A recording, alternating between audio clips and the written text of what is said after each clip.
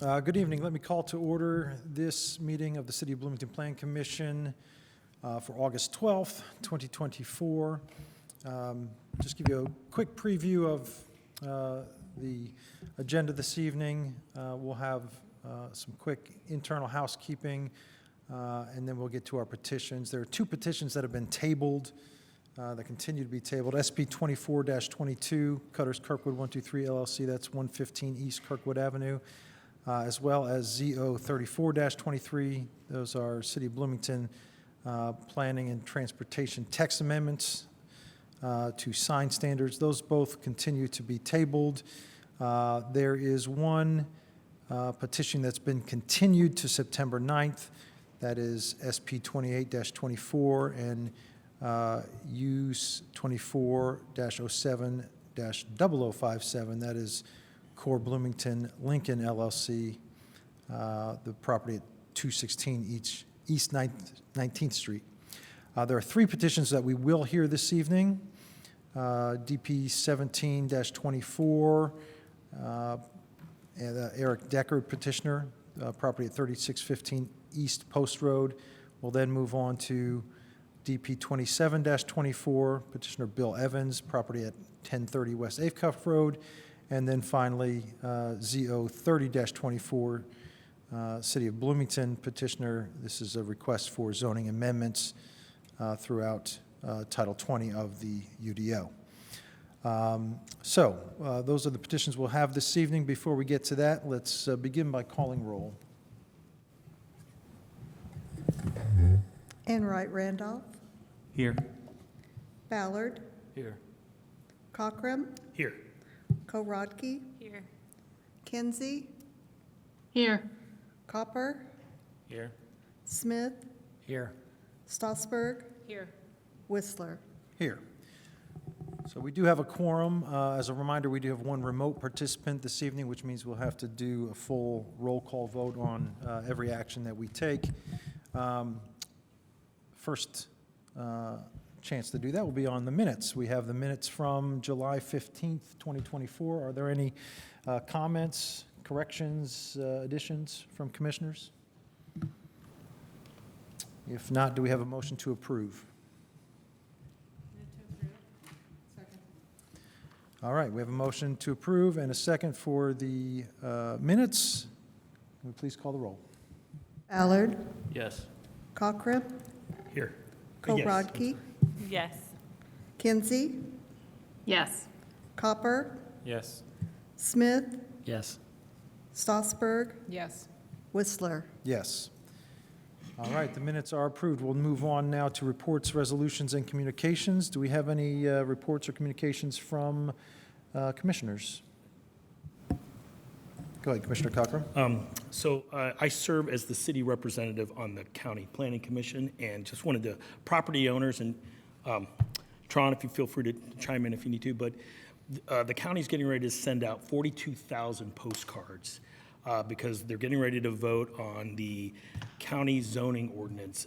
And then there's going to be some public sessions. So keep an eye on these cards. There's a QR code on it, I believe at the end of September. So I would advise people to look at the cards, see if the county zoning ordinance is going to affect their property, and then call the county if you have any questions. Again, there's going to be some public input.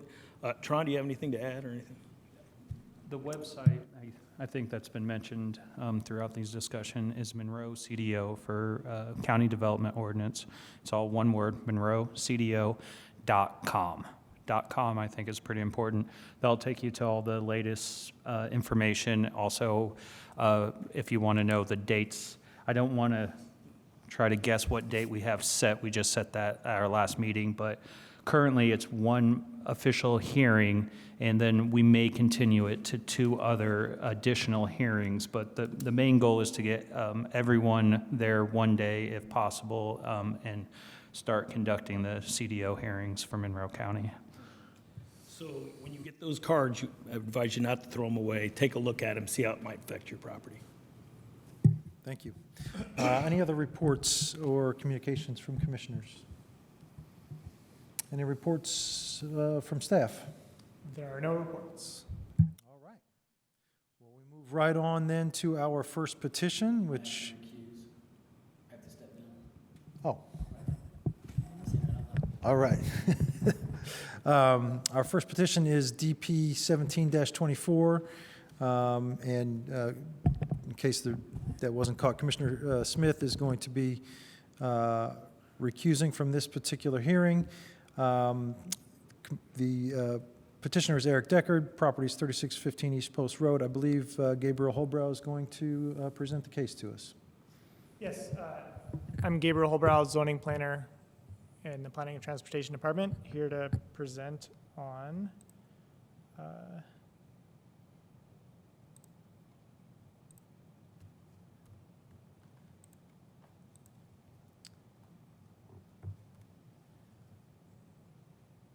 case DP-17-24, also numbered as Plat 2024-04-0026. This is the second hearing. We had a hearing on this same primary plat petition last month in July. As a refresher, this is on the east side of the city in the Grandview Hills neighborhood. It's a property that's currently 4.21 acres. It's zoned residential medium lot R2. In the comprehensive plan, it has the future land use designation of neighborhood residential. Existing is one single-family dwelling on the property, and the proposal is primary plat approval to allow a two-lot subdivision with request for subdivision waivers. Sorry, the last word on there fell off, but request for subdivision waivers. The petitioner proposes to subdivide the property into two lots by separating the land around the existing house down here in the lower left corner, existing house at 3615 East Post Road. That would be proposed lot 2, to separate that from the remaining land, which would be proposed lot 1. After the subdivision, lot 1 would be vacant land, but it could be developed with one detached single-family dwelling or any of the other land uses allowed in the R2 district. In the future, there's the possibility that lot 1 could be further subdivided, but that would require construction and dedication of a public street to provide access to further lots, and the petitioner is not proposing any further subdivision at this time. So this proposal is just for creating two lots. As a reminder, this came up at the last hearing. There is an unconstructed portion of Hollywood Drive which crosses the property. If you look on some maps, including on Elevate, it looks like it's right-of-way, but it's not. It's not right-of-way. And so as you can see on the plat, it's shown as part of proposed lot 1.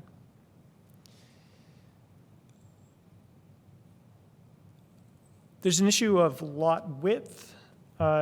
The lot width at the post road frontage of the leg that extends down to the southeast, as measured per the definition of lot width in the Unified Development Ordinance, is 56.73 feet. That's less than the 60-foot minimum in the R2 district. However, the property was granted a variance by the hearing officer back in May to allow this width on Post Road. So with the variance, the lot width of lot 1's frontage on Post Road is considered compliant. Oh, it's down here.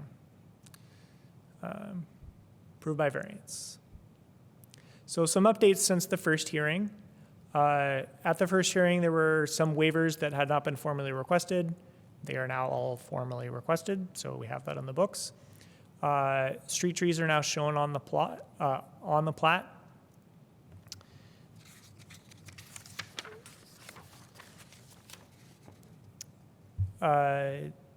The petitioner submitted revised drainage calculations to CBU on July 10th.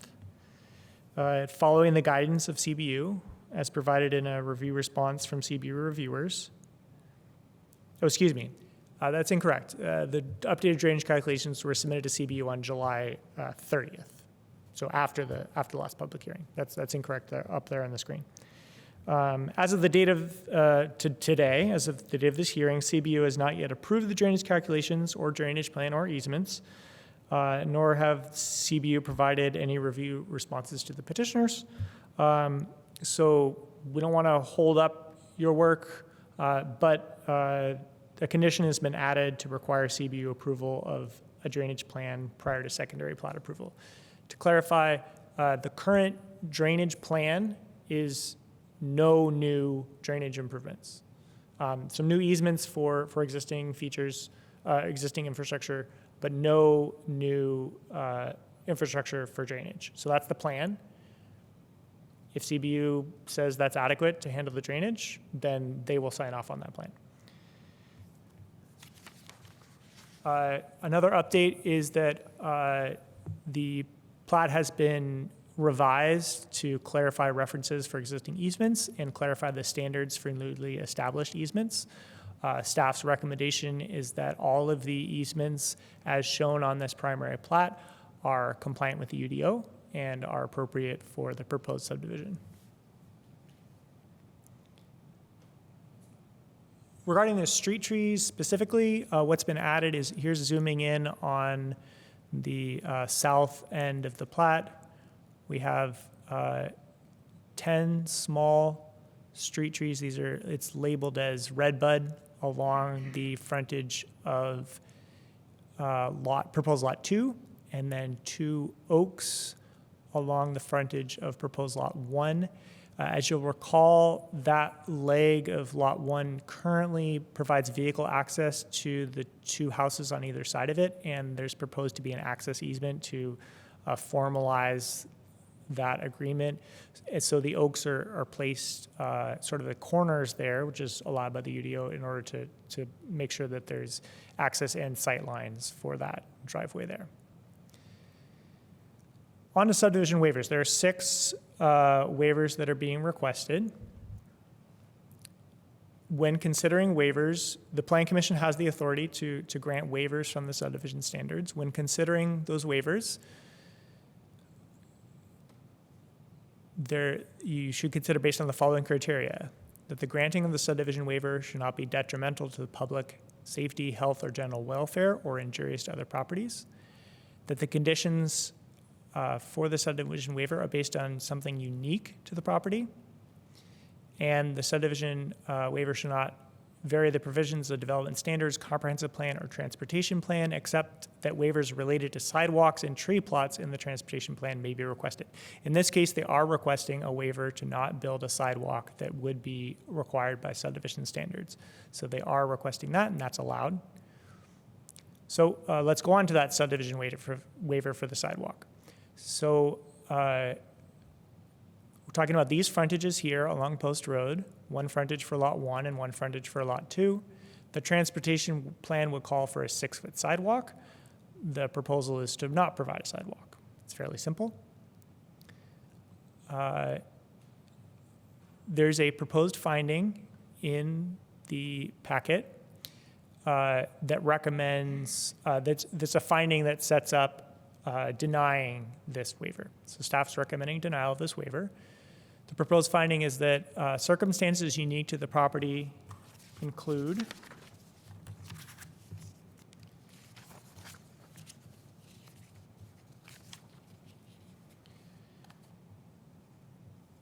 that there are no other existing sidewalks on Post Road, Hollywood Drive, or any of the other streets in the surrounding neighborhood. There's also no reasonable expectation of additional sidewalk connections on adjacent streets in the near future. However, granting the waiver would be detrimental to public safety, health, and general welfare by perpetuating the lack of a pedestrian network and further reducing the likelihood of achieving a connected pedestrian network in the future. Although the required segments of sidewalk are not expected to be connected to other sidewalk segments in the near future, even as disconnected sidewalks, they will provide a safety refuge in several situations, such as pedestrians exiting a vehicle legally parked on Post Road.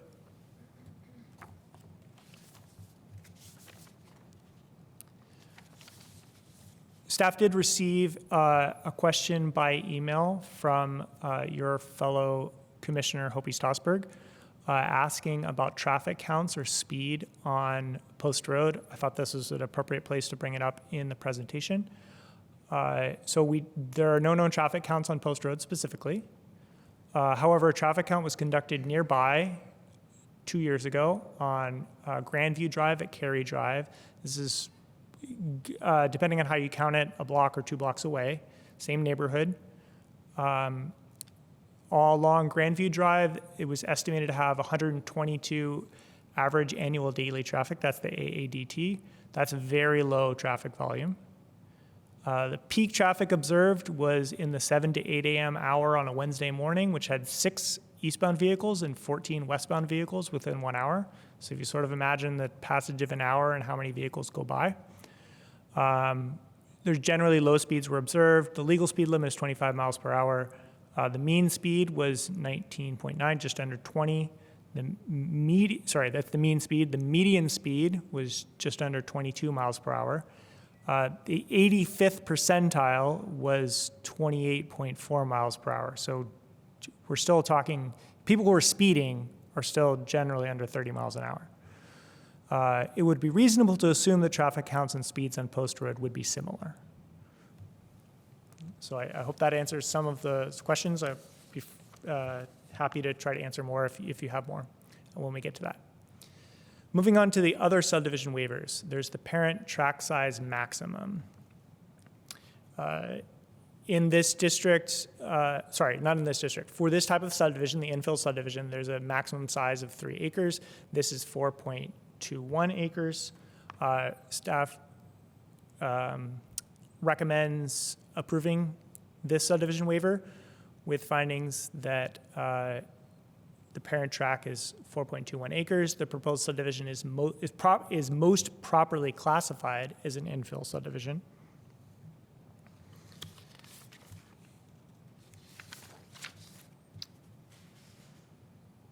Because it contains a small number of lots and no new public streets or rights-of-way within an existing developed neighborhood, granting the waiver will not be detrimental or injurious and is unique to the circumstances of the parent tract. At this time, granting the waiver will allow land around the existing house on Post Road to be separated from the rest of the land without construction or dedication of new public streets. If a future subdivision of the remaining land, that is of Lot 1, created a need to provide a new public street in the future, construction and dedication would be required at that time. The 1.32 acres of tree preservation easement, which the proposed plat sets aside in order to comply with tree and forest preservation standards, is larger than the minimum open space that would be required for the traditional subdivision type. It's also a request for a subdivision waiver for side lot line angles. A few of the side lot lines are farther than 15 degrees from perpendicular. The two on the south are approximately 30 degrees. The one up to the north is 90 degrees from perpendicular. Staff recommends approving this waiver as well, based on a finding that the side lot lines are existing features of the property, which would not be possible to alter without acquiring additional land from the abutting developed properties. The existing side lot lines have not been detrimental or injurious in the past and are not expected to be in the future. There's also a subdivision waiver requested because Lot 1 is technically a through lot. It has frontage on Post Road to the south and then on the right-of-way of Hollywood Drive to the north. The actually constructed actual street portion of Hollywood Drive does not extend to that lot line, but it does have frontage within what is public right-of-way. The circumstances of this subdivision waiver are unique to the layout of the parent tract. Only the Post Road frontage provides direct vehicle access to an improved public street.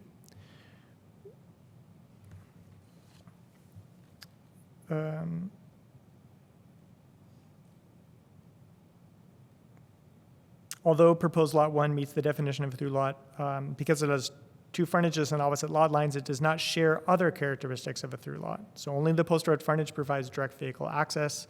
Within the existing public right-of-way of Hollywood Drive, the constructed street ends approximately 130 feet from the end of the right-of-way at the frontage of proposed Lot 1. The stub end of Hollywood Drive right-of-way is not constructed as a street at this time, and it is unlikely to be constructed unless the entire Hollywood Drive corridor through to Post Road is constructed as a street, such as through a further subdivision in the future. Granting the waiver will not be detrimental or injurious.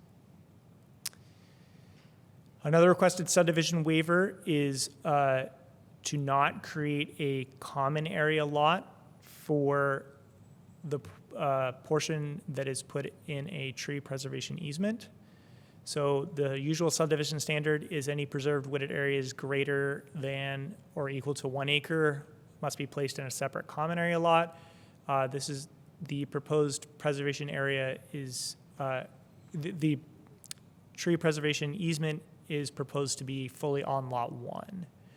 Staff's also in support of granting this waiver based on findings that the circumstances of the subdivision waiver are unique to the existing situation in the parent tract and the intent for the subdivision. The petitioner's intent for this 2-lot subdivision includes the goal of separating the existing house as Lot 2 from the future developable land Lot 1 in the parent tract. All of the closed canopy wooded area to be preserved is located on Lot 1 at the opposite end of the parent tract from Lot 2 in the existing house, requiring the future owners of Lot 2 to maintain ownership and responsibility for the wooded area on Lot 1 and farther away is contrary to the intent of the subdivision. Turning to the intent of the UDO, the intent of the UDO requirement to place larger preserved wooded areas in common area includes the goal of keeping the contiguous wooded area within 1 lot, instead of dividing it among the backyards of multiple lots in the subdivision, as well as the goal of ensuring that the preserved wooded area is not treated as developable land in the future. The proposed plat addresses the first goal by keeping the wooded area within lot 1, and addresses the second UDO goal by establishing a tree preservation easement for the wooded area. Continuing up on the screen, a further subdivision of Lot 1 in the future, if this were to happen, would be an appropriate opportunity to place the wooded area in a common area. The unique circumstances at this time mean that granting this waiver will not be detrimental or injurious. Granting of the waiver does not preclude putting the land in a common area if a future subdivision was sought. And finally, the last requested subdivision waiver from the depth to width ratio. So that's down there, along Post Road at the bottom of the screen is the width of Lot 1, proposed width of Lot 1, and that's the depth. The maximum is 4-to-1 depth to width, and proposed is more than 13-to-1. Staff recommends approving this subdivision waiver as well, based on proposed findings that the flag lot shape of the lot with a leg extending southeast to Post Road is an existing feature of the property. The existing property has shown the limitations on access and future development that are the inherent drawbacks of a flag lot or other deep lot. Although the proposed plat does not resolve these limitations, it sets aside Lot 2 as a new lot with a compliant depth to width ratio and sets the stage for thoughtful future development of Lot 1. So primary plat review. It's proposed finding that it meets these standards. It's located in an area of minimal flood risk. Public utilities can be constructed to minimize flood damage, and no portion of the property is located in a special flood hazard area. These mostly have to do with flooding danger. The general compliance criteria include finding that the proposed plat is in compliance with the UDO, complies with other applicable regulations, complies with utility service and improvement standards, and complies with prior approvals. The recommended findings are that the plat with the waivers and adopted conditions complies with the requirements of the UDO. The requested subdivision waiver from the requirement to construct sidewalks is not appropriate. This is staff's recommendation. Because of that, final approval for designs of all improvements in the public right-of-way is required from the City of Bloomington Engineering Department prior to acceptance of the performance bond and prior to plat recording. Continuing on, the other 5 subdivision waivers are appropriate. An adopted condition requires final approval from the City of Bloomington Utilities Department, including final approval of a drainage plan prior to secondary plat approval. And the plat is compliant with a prior variance approval V-12-24 for the lot width standard. Draw your attention to 2 of the aspects of this finding mention conditions. So when we get to the recommended conditions, if you feel like you want to amend any of those, that is absolutely your authority to do. But if you do, consider coming back to this finding to maybe amend this finding to match. Additional criteria applicable to primary plats. I just want to highlight this also includes some of the things that are recommended by staff.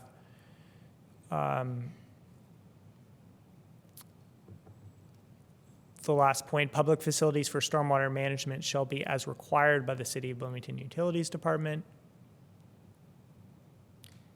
Public facilities for pedestrian connections in the form of sidewalks along Post Road shall be required and guaranteed by an accepted performance bond prior to plat recording.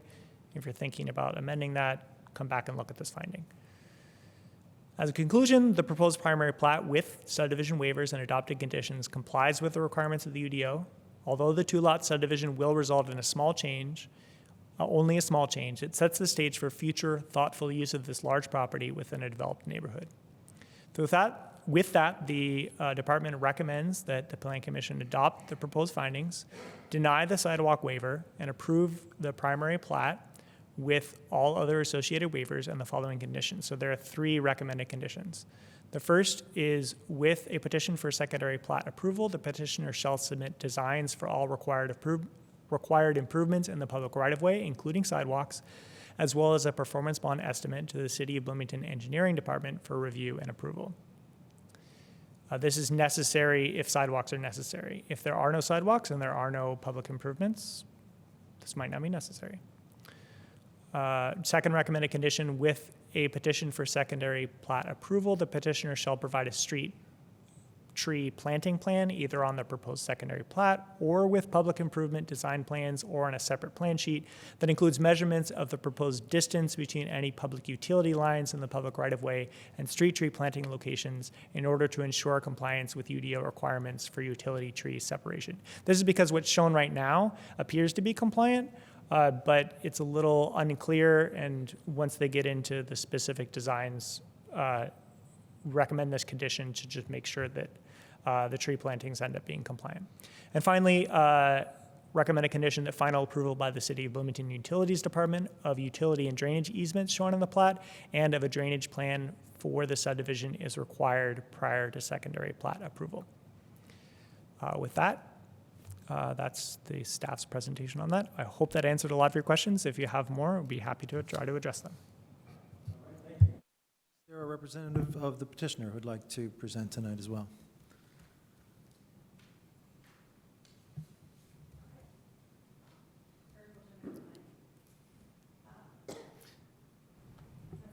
Just come on up to the microphone and state your name for the record there in the microphone, if you would, please. Yes.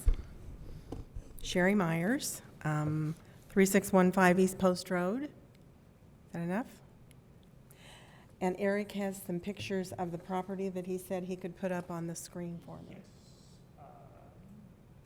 Since a picture is worth 1,000 words, that's what they say.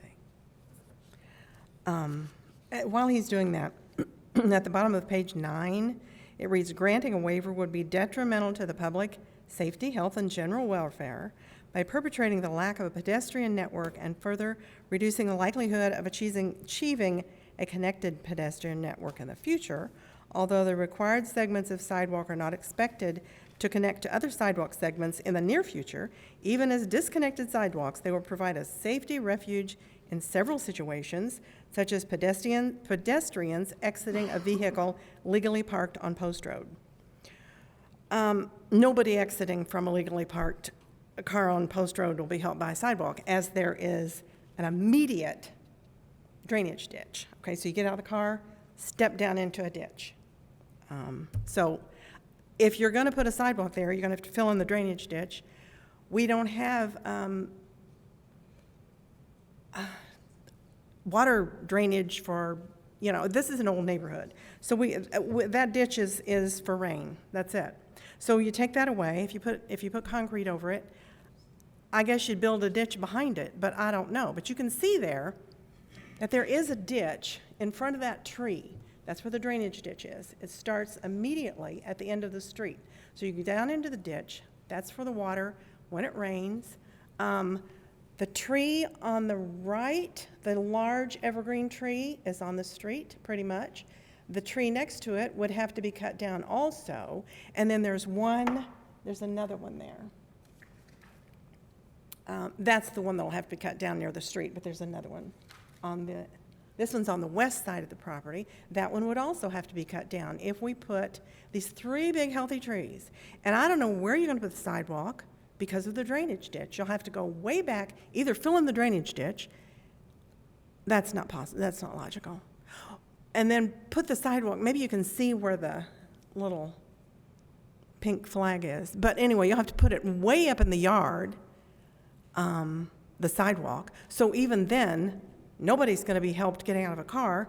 Nobody parks on Post Road because we have a lot, I'm sure you saw the driveway that goes around to the back of the house. So it's like a long driveway. We have actually 6 parking spaces, 2 in the garage and 4 more in the back. Plus, if you want to park, you can park all along the yard along that. So parking's not a problem. Nobody parks in front of the house.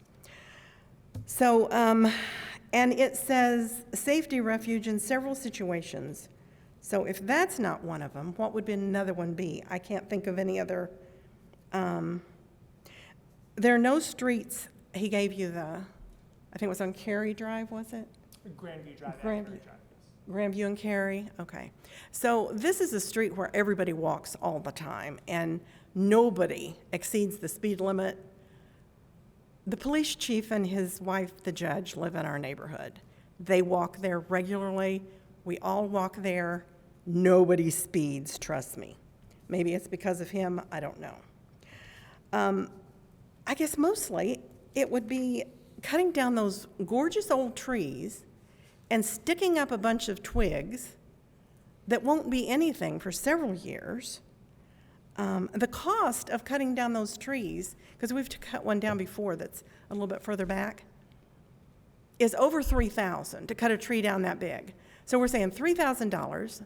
That doesn't include grinding the stump. So we've got $10,000 there in cutting down trees, probably another 10 in designing and implementing all the concrete, all the manpower to build this sidewalk that is no good to anybody.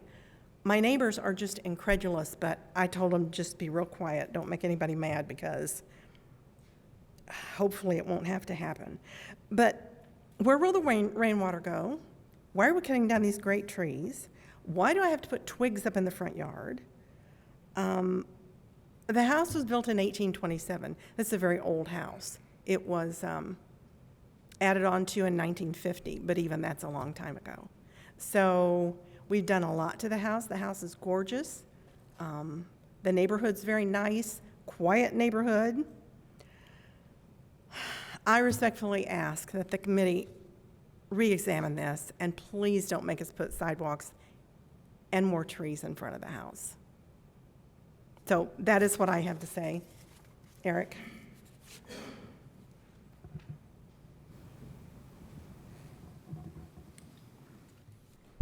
Hello, my name is Eric Deckard with Deckard Land Surveying. I'd just like to add to what Sherry had to say. Going back to the slideshow, Gabriel, where you could see where the 10 tree plantings were placed along the front of the house. Could you find that for me, please?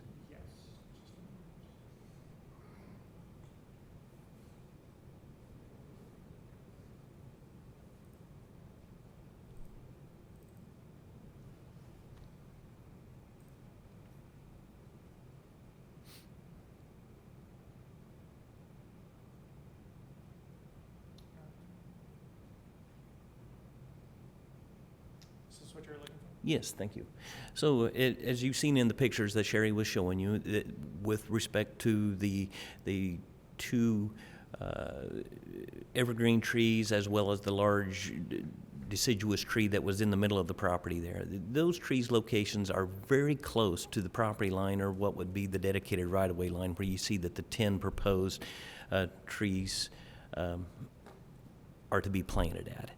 What wasn't being spoken about here was there's also a water line and a gas main that run in between the right-of-way line and the edge of pavement, which is going to be falling right near the flow line of the drainage way that's in between the right-of-way and the edge of the street. That's going to also give another layer of practical difficulty here with respect of constructing the sidewalk and placing street trees in between the street itself and the sidewalk, because the sidewalk's going to be right up next to the right-of-way. You're supposed to have a tree planting area between the sidewalk and the edge of pavement. Well, now we're talking about placing the trees over top of the water main and the gas main. It'd be a more desirable situation since we don't have sidewalks in this area here to place the trees right along the right-of-way line versus put them in their standard locations in between a sidewalk and the edge of pavement.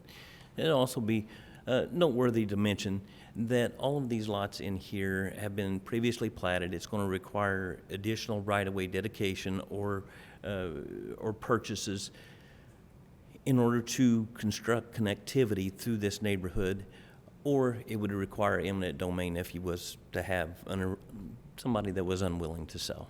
But that's really all I have to add with respect to the sidewalk waiver, but if anybody has any questions with respect to the plat itself, be glad to answer any questions you may have. Are there any questions from commissioners, either for the petitioner or for staff? Go ahead. So Gabriel, just to continue on the sidewalks, so the reasoning for requiring a sidewalk, I mean, is there a strategy to have sidewalks throughout the neighborhood, or is this just an off sidewalk that will go to nowhere? So the adopted transportation plan for the city of Bloomington calls for sidewalks on both sides of every street, all streets, including streets in the neighborhood. So that's a adopted goal. If you get to the question of specific plans for, in 2023, we're going to build sidewalks on this street, this street, and this street, things like that, there are no specific plans for building sidewalks in this neighborhood. So that means that if this subdivision constructed sidewalks along those two frontages as required by the subdivision standards, there would be no specific plan on the table for anyone to ever build other sidewalks nearby, but it would be an adopted goal for sidewalks throughout the neighborhood. Is that distinction clear enough? And looking at an aerial view, it looks like there's just maybe one other house that has sidewalks as you pull in. I mean, that's just me looking briefly at an I'm aerial. aware of any other in the neighborhood, but there may be one. There's one, okay. No, thank you. Thank you. Commissioner Kinsey, you have a question? Yes, I do. Okay, first, I had a question about the drainage and the statement actually that Gabriel Hollowbrough made about the CBUs. If CBU indicates this is adequate, they will sign off on it. If it's not adequate, what happens? Does it have to be rectified in a particular way, or are there conditions or anything in place to address that, should they not think it's okay? Yeah, so if it's not adequate, the assumption would be that it's not adequate because there's going to need to be additional infrastructure, structures, things like that put in. So there would have to be plans for those. Staff feels comfortable recommending to the Plan Commission to adopt to approve the primary plat as it is now, because there's an existing CBU, a stormwater line that crosses the property along the Hollywood Drive corridor, and proposed utility easements that cross the property approximately east to west I think mainly for water lines, but could be used for drainage as well. So the primary plat is proposing easements that new stormwater infrastructure could be constructed within. Or, those easements could be expanded a little bit without changing the overall lot design. So if we don't expect CBU to require major new changes, but I'm not a stormwater engineer, so I can't predict exactly what they'll come back with. But even if they did come back with things, the planning staff analysis on this is that it would not require drastically changing what's approved on the primary plat. And so the primary plat seems approvable, seems to be able to handle drainage either with the kind of drainage plan there is now, that is nothing, or even if something were required, that it could be accommodated with changes to a secondary plat that are still consistent with this primary plat. Okay, that helps me. Yeah, I mean, I certainly don't want to end up creating new problems. I mean, we haven't heard about drainage problems on this site. And certainly if there were, we would want to address them if that were necessary. Okay, so essentially that would be addressed in the secondary approval then, if a plat approval, then if there was a CBU finding that indicated there would need to be something more done. Okay, Yes, staff's analysis is that can be adequately handled at the secondary plat stage. okay, all right. And then I had one other question. I got a little confused when you were describing the tree preservation plans. And when we left last week's meeting, or last month's meeting, I'm sorry, I actually wondered why there was not simply a tree preservation easement. And your description tonight was more elaborate, and I think it helped me understand that all the trees are on lot 1. I think that's right. And then that any sort of tree preservation easement then could be done later should lot 1 or lot 2 get acted on. Is it either lot is further subdivided or acted on that could initiate a tree preservation easement? Or what, maybe, and please correct my understandings if I'm wrong on any of that, what I just said. Yeah, thanks for giving me the opportunity. I apologize, it's a little confusing, and it sounds like I didn't explain it that well, so I'll try again. The proposed plat has a tree preservation easement. So Okay. There is existing closed canopy wooded area on the site now, and a certain percentage of that has to be preserved according to the UDO, and Right. that percentage, and actually a tiny bit more, is in a proposed new tree preservation easement as required by the UDO. So that's all exactly Okay. compliant, exactly what the UDO is asking for. The waiver part is that normally, the subdivision standard is that areas like that, where there's a tree preservation easement or also conservancy easements, some other drainage facilities, things like that, must be placed on a common area lot. Mhm. And this doesn't have a Gotcha. common area lot. It's just the 2 lots. So that's the aspect that's requesting the waiver. Is that, so if this followed all of the subdivision standards exactly, there would have to be 3 lots. There's buildable lot 1, buildable lot, already built lot 2, and then a common area lot. So what they're proposing is not having a common area lot, and all of the tree preservation easement would be on lot 1. But there is a tree preservation easement. The existing closed canopy is preserved.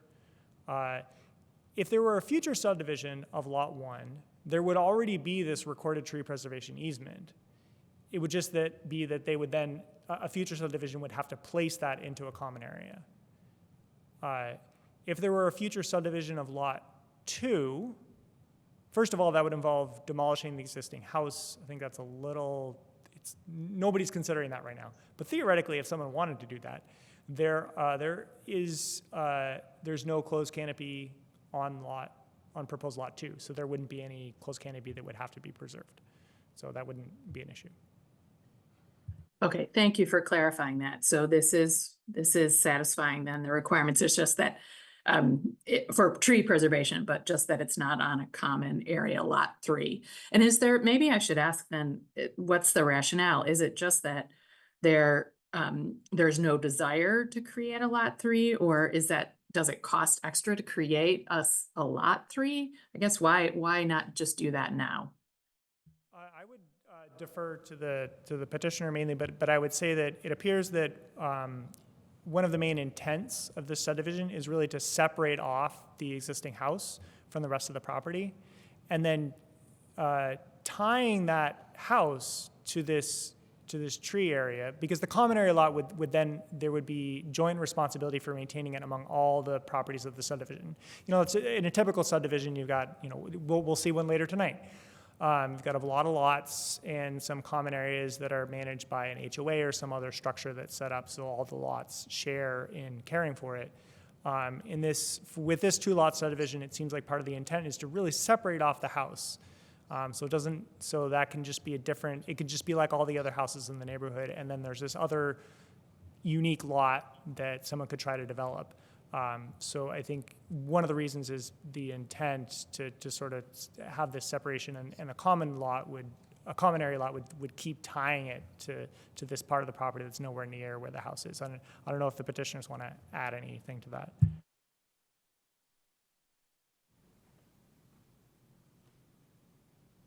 Yes, that was a very good explanation to it, Gabriel, thank you. And that's exactly the reason, because of the HOA. It would just tie the people to maintaining this piece of property when they're already going to be maintaining it, when it's just in one lot. Okay, thank you very much. Thanks, that's it for me. Thank you. Go ahead.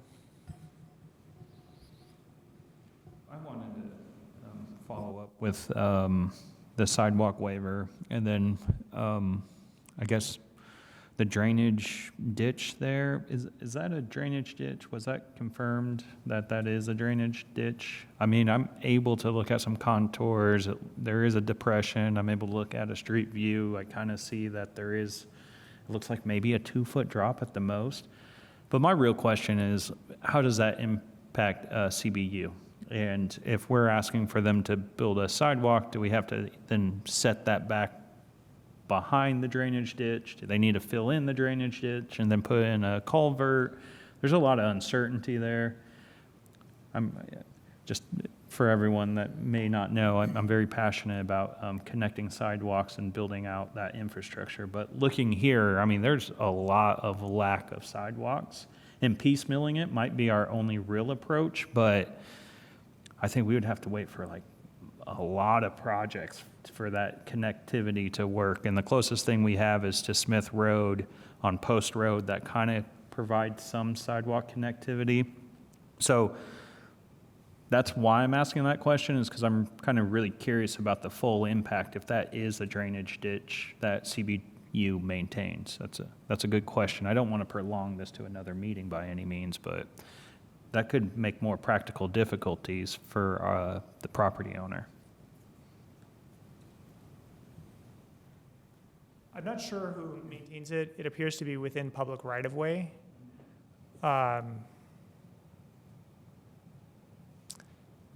So it has not come up yet from CBU saying anything about it. It exists, whatever it is, it exists, and it poses a practical challenge to building a sidewalk. That's true. There are ways of dealing with that challenge, a culvert, putting the sidewalk farther back. Those are the kind of things that we are not going to resolve tonight, obviously. But if a sidewalk were required, per the subdivision standards in the transportation plan, that would be work for the petitioners to work out going towards secondary plat approval.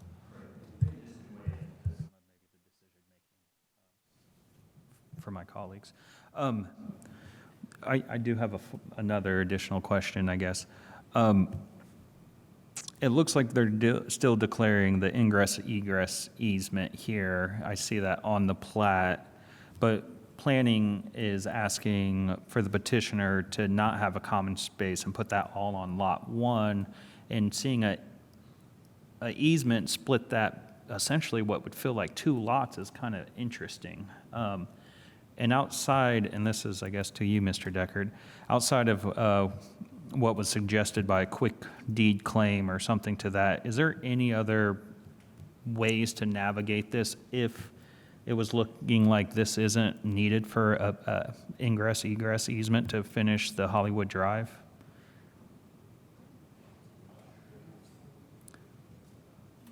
Is there any way to vacate that through this particular process if that's something the petitioner desires? I need a little bit more explanation, but if Gabriel could go to the drawing that shows the ingress-egress easement coming off of Post Road, we'll try to answer that question. On your plat, you're identifying that, and you're referencing the book and page as far as where that 50-foot unimproved portion of East Hollywood Drive comes into play. Okay. So that was an area that was probably at one time was intended to be developed, but it never come to fruition. So what we found running through that ingress egress easement was actually a storm sewer system that was being utilized by CBU, and we wanted to make sure that we went ahead. And the reason that it still looks like an ingress egress easement is because there is a storm sewer that is running underneath of it. So we've got to continue to show that platted line going through there and showing that CBU does have access to that storm sewer. As far as any future connectivity, there's no plans at this time. All right, and I guess that could be directed to you, Gabe, is this the time or place to address trying to vacate that extension if it's not needed, especially if it's only going to serve one lot, if they're not planning to do future subdivisions on lot one? I guess I don't, vacate is what you do when there is public right-of-way and we want it to go back to being private property. In this case, it is private property, it's not right-of-way. Yeah. Built out as Hollywood Drive, then we should look at getting rid of the easement, and that's kind of the conversation I wanted to bring forward. So this plat creates some things, including for CBU, but before this plat, so as of right now, Mr. Decker, correct me if I'm wrong, but I believe for that the whole corridor, the only legal right is this access easement from a recorded document from a long time ago. Yes. Titus is the only sole person that has access to that. And so extinguishing that easement right, that's first of all complicated, and second of all, it's a private agreement between people, and the city's not a party to it. So as plan commissioners, you can say, hey, it would be nice if you did this. Hey, Mr. Titus, why don't you consider giving up that access easement you have? But it's up to them. It's a private thing, and it's shown on the plat because it's a recorded easement, and it's a requirement that plats show recorded easements. Absolutely, I'm following that. Like I said, I might just be getting the cart in front of the horse a bit on that. It just seems like if we could address it now, it might be worth our time. Really, that's all I have. Thank you. Thanks. Commissioner Stussberg? I have a few things. I first want to go back to the traffic information. So when I look at the map of this area, the intersection of Cary and Grandview, Cary actually intersects Grandview in two places. So was that marker done at the south end of that intersection with Cary and Grandview, or the north end? Do you happen to know? Let me double check. And then while you're double checking, the other thing that I have attached to that is, was that traffic counter on Grandview or was that traffic counter on Cary? Yeah, so it was on East Grandview Drive between North Grandview Drive and North Cary Drive. So Grandview kind of makes a bend. Yeah. And the portion of it is called North, it has north addresses, and a portion has east addresses around that bend. And so it was taken, actually, maybe it would be helpful. So it was between Cary and North Grandview? So it was between Cary and that corner? Yes. Okay. Yes. On Grandview. All right.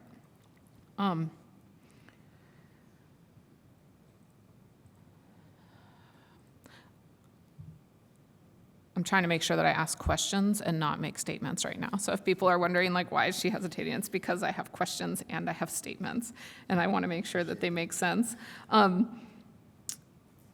to your knowledge, in terms of, like, actually on East Post Road, but maybe even larger in the rest of this neighborhood, the only sidewalks are on, I think it's I think it's still Post between Grandview and Meadowlark. There's that one house there that has sidewalks. And so do you know of any kind of crash history, any kind of accident history at all in this neighborhood? I do not know of any, but I also have not looked for it. So that could be something, I could see if there's something I can find right away. There's, sometimes it takes more digging, but I could take a look right now. Okay. I could probably find that in a few minutes too. And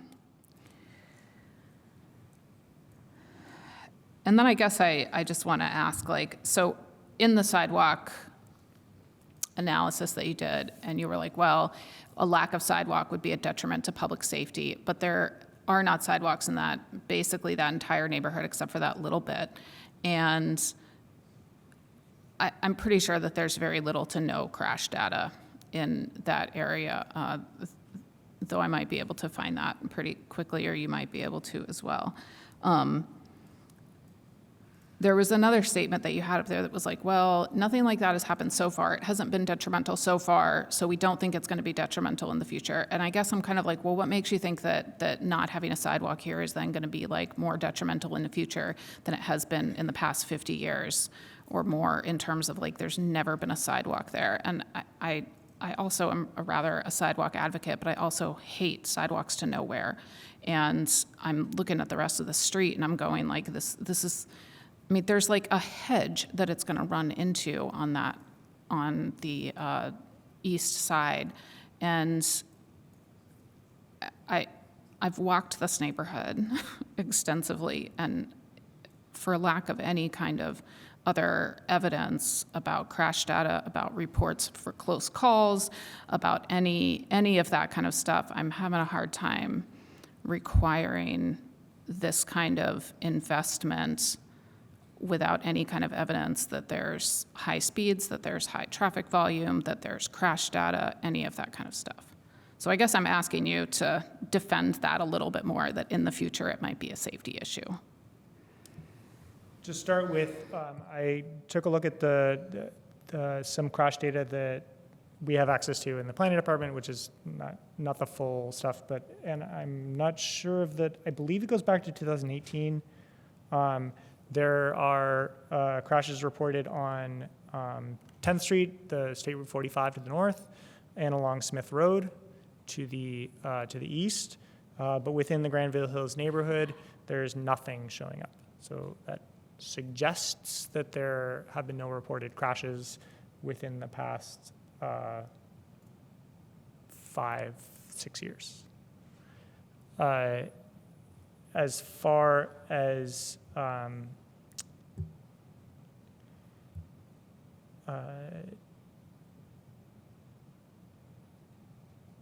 so there, you'll notice that the staff's finding doesn't say that there's not a safety issue now. It does on some of the, it's for the side lot lines, it says there's not an issue now, and they're not expected to be in the future.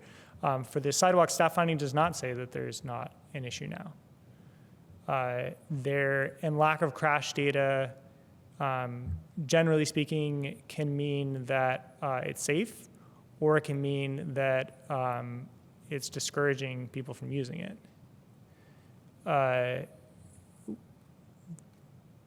And in the short term, it's not. They will be disconnected sidewalks. But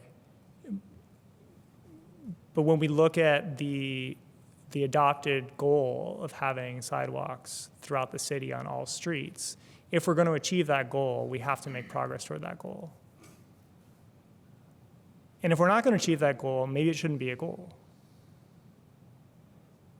So, but as the city adopting such a goal, we should be making progress toward that goal. And this is an opportunity to do that.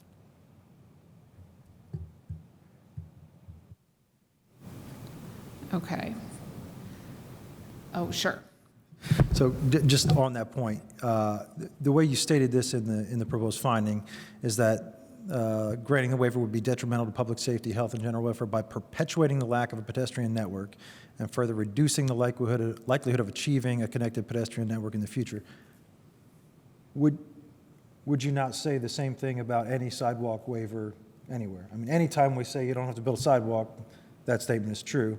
So is it staff's position that any sidewalk waiver on any side of any street in the city, it would be considered detrimental?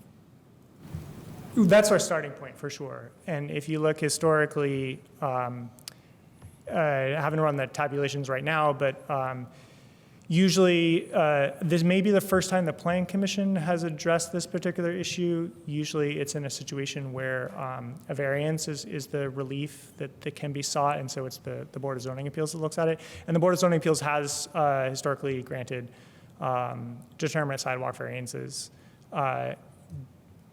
But if you look at most of those, I mean, I don't have the numbers in front of me, but you look at most of those, staff was recommending denial. So there's been more of a consistency in staff recommendation than maybe the outcome makes it look like.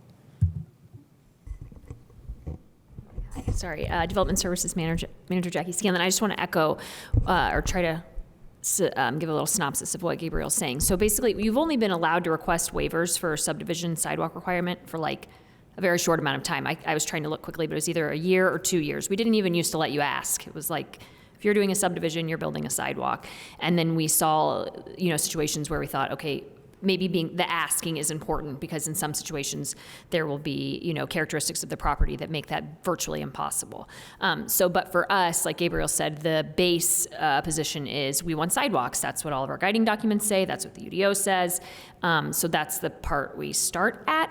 And so it's if you all don't agree, that with this degree of subdivision or the lengths that we'll get or the connectivity it could possibly have in the future, then you can propose alternate findings and approve that waiver pretty easily. We just are being extra cautious about waivers for sidewalks because, one, they're brand new basically for us, and trying to really kind of not let that ball roll too far.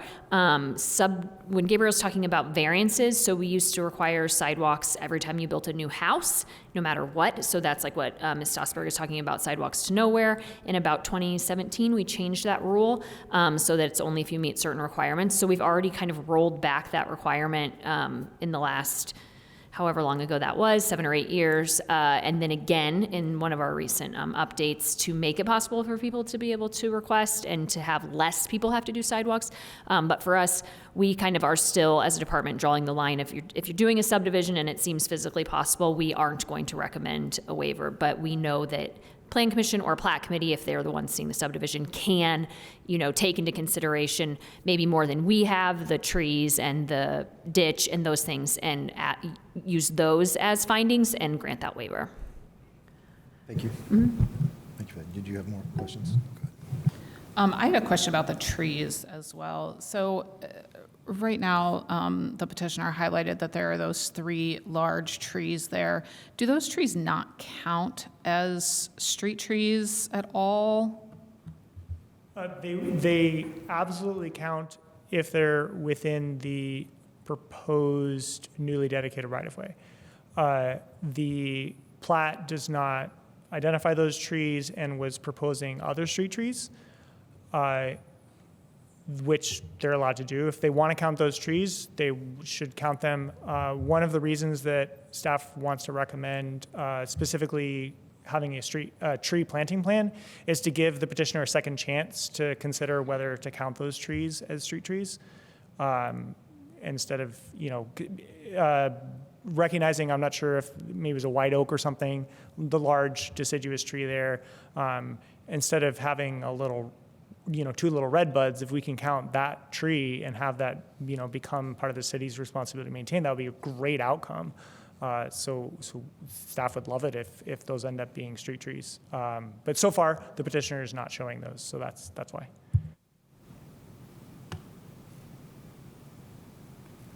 I could add to that. So the trees that you see on there, the deciduous tree and the coniferous trees on either end of it, they land right on the right-of-way. They're not technically in the tree plot, but we would love to be able to count those trees versus planting these smaller redbud trees for sure. So just to clarify, in your measuring, those 3 trees are not in the right-of-way. And to count as street trees, they need to be planted in the right-of-way? Is that? Right. It's my understanding that the sidewalk is intended to be placed within 1 foot of the right-of-way, and then between the sidewalk, so you're going to have a 6-foot space between the right-of-way line, and then this area between the edge of the street and the edge of the sidewalk, that is the tree planting area. The trees that you see, or that Sherry was showing you just a few moments ago, one of them does land clearly in the right-of-way. The others land just outside of the right-of-way, but right on the edge of it. Okay, this is a question for staff. How much flexibility does staff have in kind of saying like, oh, this can count toward a tree planting requirement if it's just out of the right-of-way? So without considering the pros and cons of actually doing that, the UDO does clearly say that if there's not room, that trees to meet street tree requirements can be planted in the front yard of the property. So I would interpret that to mean there would be room to recognize them as counting towards street tree requirements, even if they weren't fully within the right-of-way. If they're not in the right-of-way, they're not going to literally be street trees that the urban forester is tasked with maintaining. So they if it's not in the right-of-way, they aren't going to be literally street trees in that sense, but they can meet street tree requirements of the UDO. Okay. I think that's all right now. I might Commissioner Copper? have another one. One more question on the sidewalks, and maybe for Mr. Deckard, sorry. If I understood correctly, there's 2 frontages on Post where the current recommendation is for a sidewalk. There's the larger frontage with the existing building, and then there's the small frontage where there's currently a driveway. I'm wondering if you could just tell me how wide is that frontage? It looks like most of that is taken up by a driveway coming in at an angle and flaring out, and I'm having trouble picturing how much space would even be left for a sidewalk connection to be constructed in that area. Not very much. So basically, you have just under 60 feet in width along that portion of it. So of course, if you was to minus out the driveway that is existing there, it's not going to leave much on either side. Maybe 10 feet on either side. If I could add to that, there's a maximum driveway width for residential properties of 18 feet. So the current driveway is not compliant as part of creating a sidewalk or other pedestrian infrastructure there. That'll be an opportunity to bring that driveway into compliance of 18 feet. So it's about 56 feet, a little less than 60. Minus 18 gets you 38, and you divide it in half, you'd what's that gonna do? 19 on either side. So And are they being required to do that then? to do, You mentioned the possibility of reducing the driveway width to come into compliance. Is that part of this also? so that's a requirement of the UDO to have a compliant driveway. But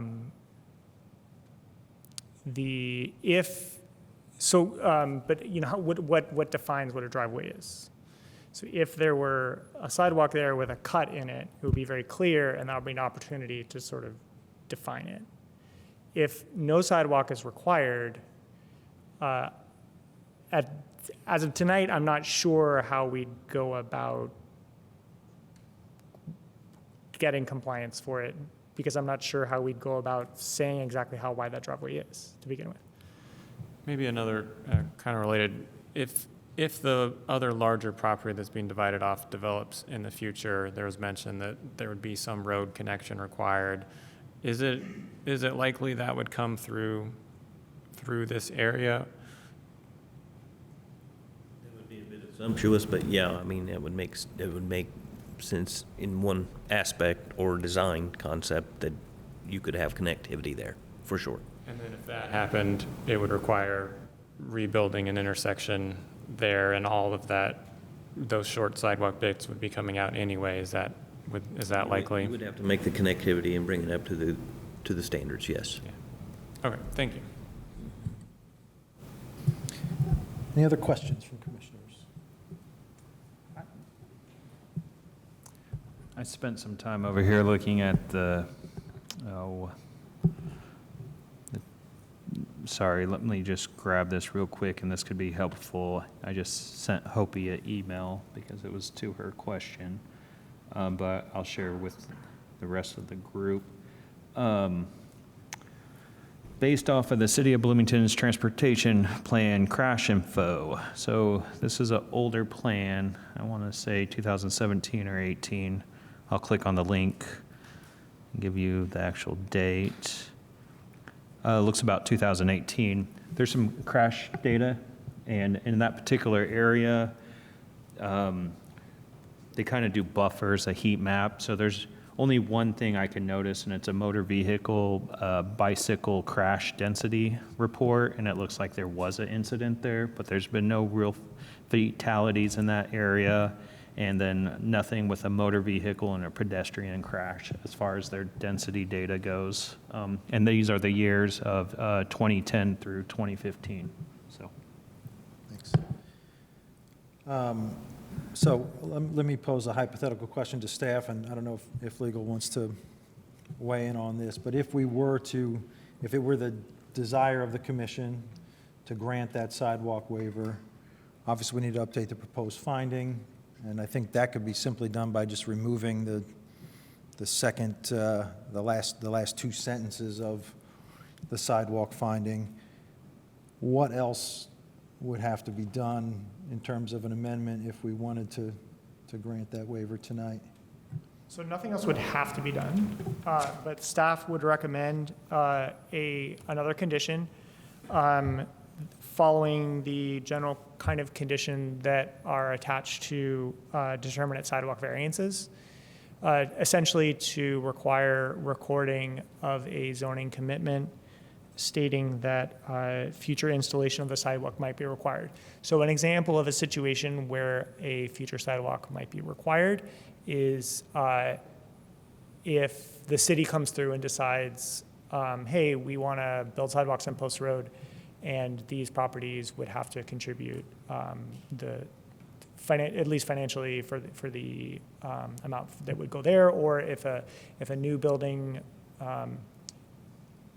Well, there are other possibilities, I guess, but that's the decrease in likelihood. But so there could be situations.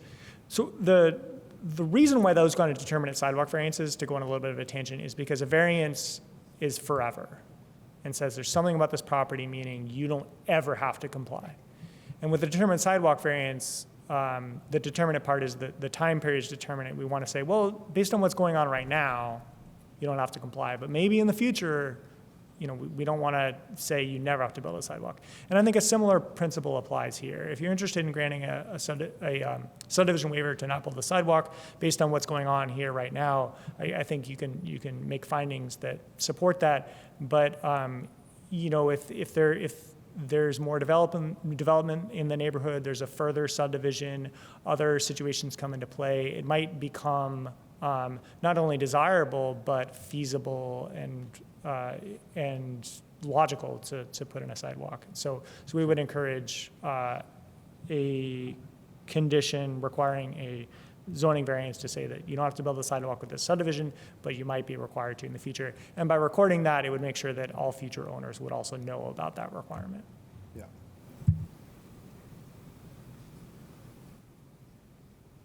Yeah. All right, any other questions? All right, we will go then to public comment on DP 17-24. If you'd like to make comment on this petition and you're in the room, make your way to the podium, state your name for the record. You'll have up to 5 minutes to make comment.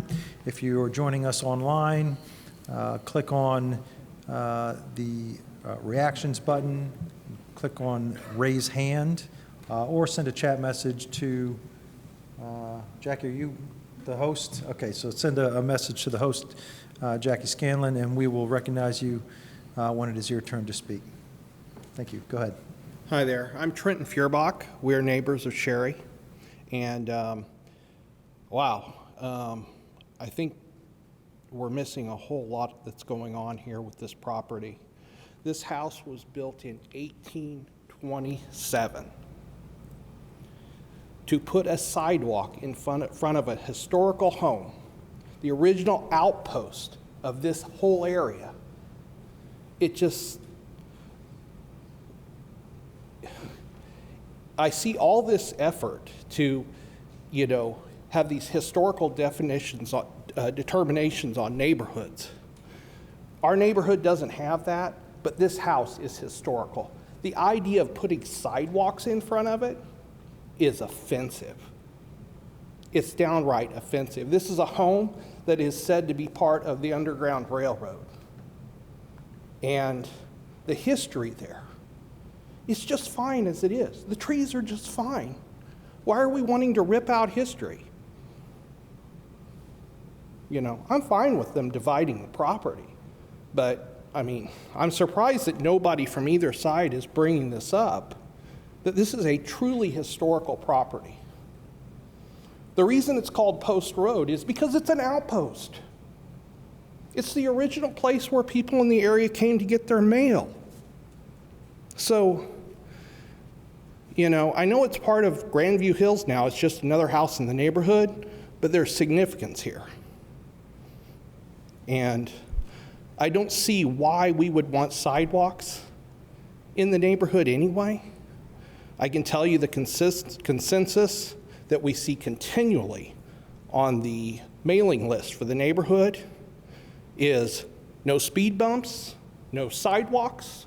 We don't want it developed. You know, it's total contradiction that somehow we need to protect people from all this traffic, and yet your traffic report on Grandview Drive shows no traffic or very minimal traffic. The only traffic problem that I'm aware of in the neighborhood was speeding school buses, and we dealt with that by calling MCCSC. And it worked. We didn't need speed bumps. So, and there was one accident. It involved a school bus hitting a stop sign in front of the police chief's house. Not sure if it was ever reported. I witnessed it. But, you know, I think if we can control MCCSC and the school buses, we're doing okay without the sidewalks, without the speed bumps. So I'm against the sidewalk. I think Sherry should be given a waiver, and we don't want sidewalks. The neighborhood is quiet. It's peaceful. We don't have a problem with traffic. Thank you. Thank you. Any other public comment?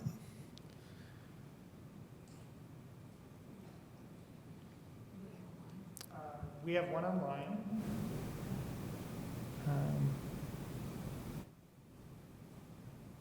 Hi. Can you hear me?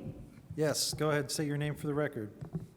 Hi, my name is Erin Wager Miller, and I live on Hollywood Drive. I live 3 doors down from the lot. And one question I have, what I'm understanding is there's not going to be any development of Hollywood Drive going through. I wanted to make sure I was correct on that, and if there was, if you could explain to me what it would be.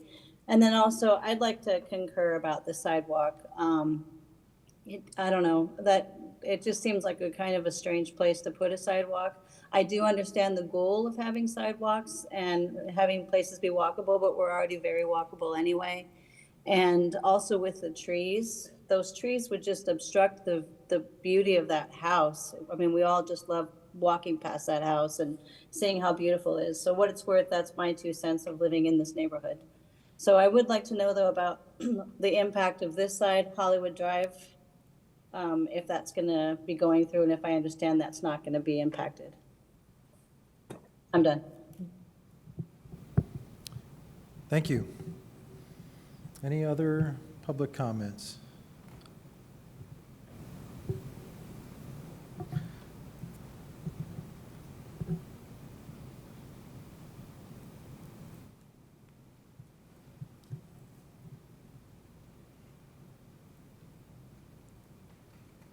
There doesn't appear to be any,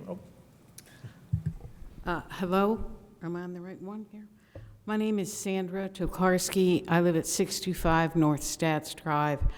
I want to say that I really hope that you will grant the waiver about the sidewalk.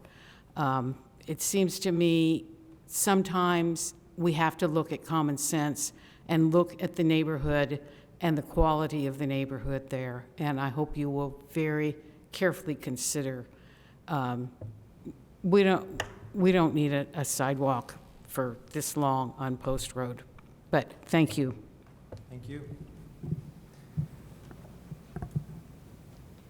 I'd like to say one other thing if I could. Sorry, you only get one bite at the apple, unfortunately. You're welcome to send an email if you want to get more into the record. Well, last call for public comment.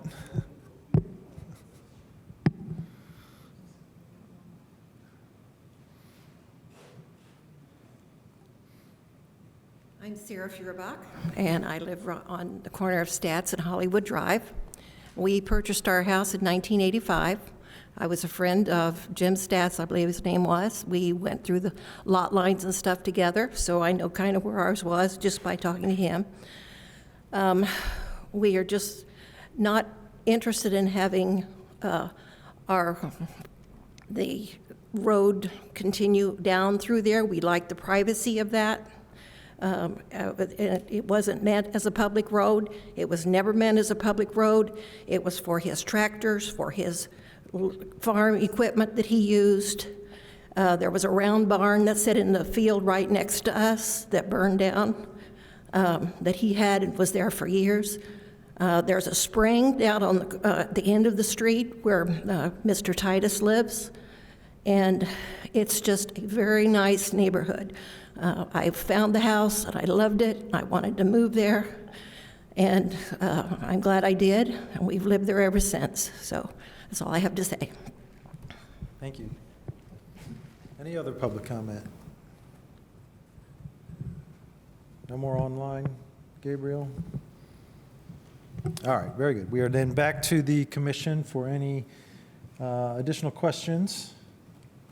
Go ahead, Commissioner Stossberg. Thank you. I just want to clarify for a couple of commenters right now and clarify with staff.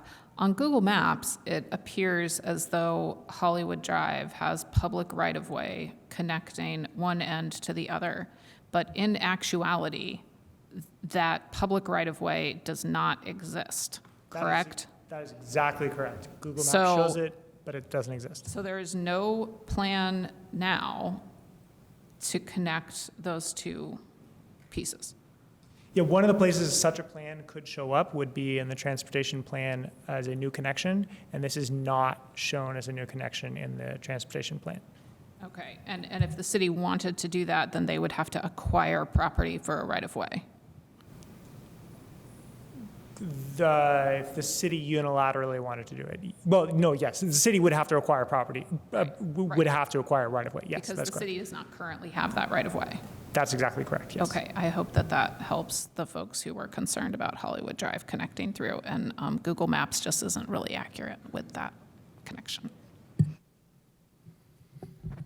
Any other questions? Comments? Are we ready for a motion? Oh, Is now the time to do comments? you may make comment, yep, or you may make a motion. It's up to you. Well, I want to go back to the sidewalk thing because I guess I could kind of go into a lengthy comment about it. One is, let me see if I've it looks like there were very little to no crashes over the past 20 years in that neighborhood. I would have to look closer at the map that just got sent to me to know that for sure. Traffic speeds are really low. Traffic counts are really low. If you look at, I've got to get to the right bit of my browser. If you look at the missing sidewalk map, that Bloomington has a missing sidewalk map. I don't know if any of you know that.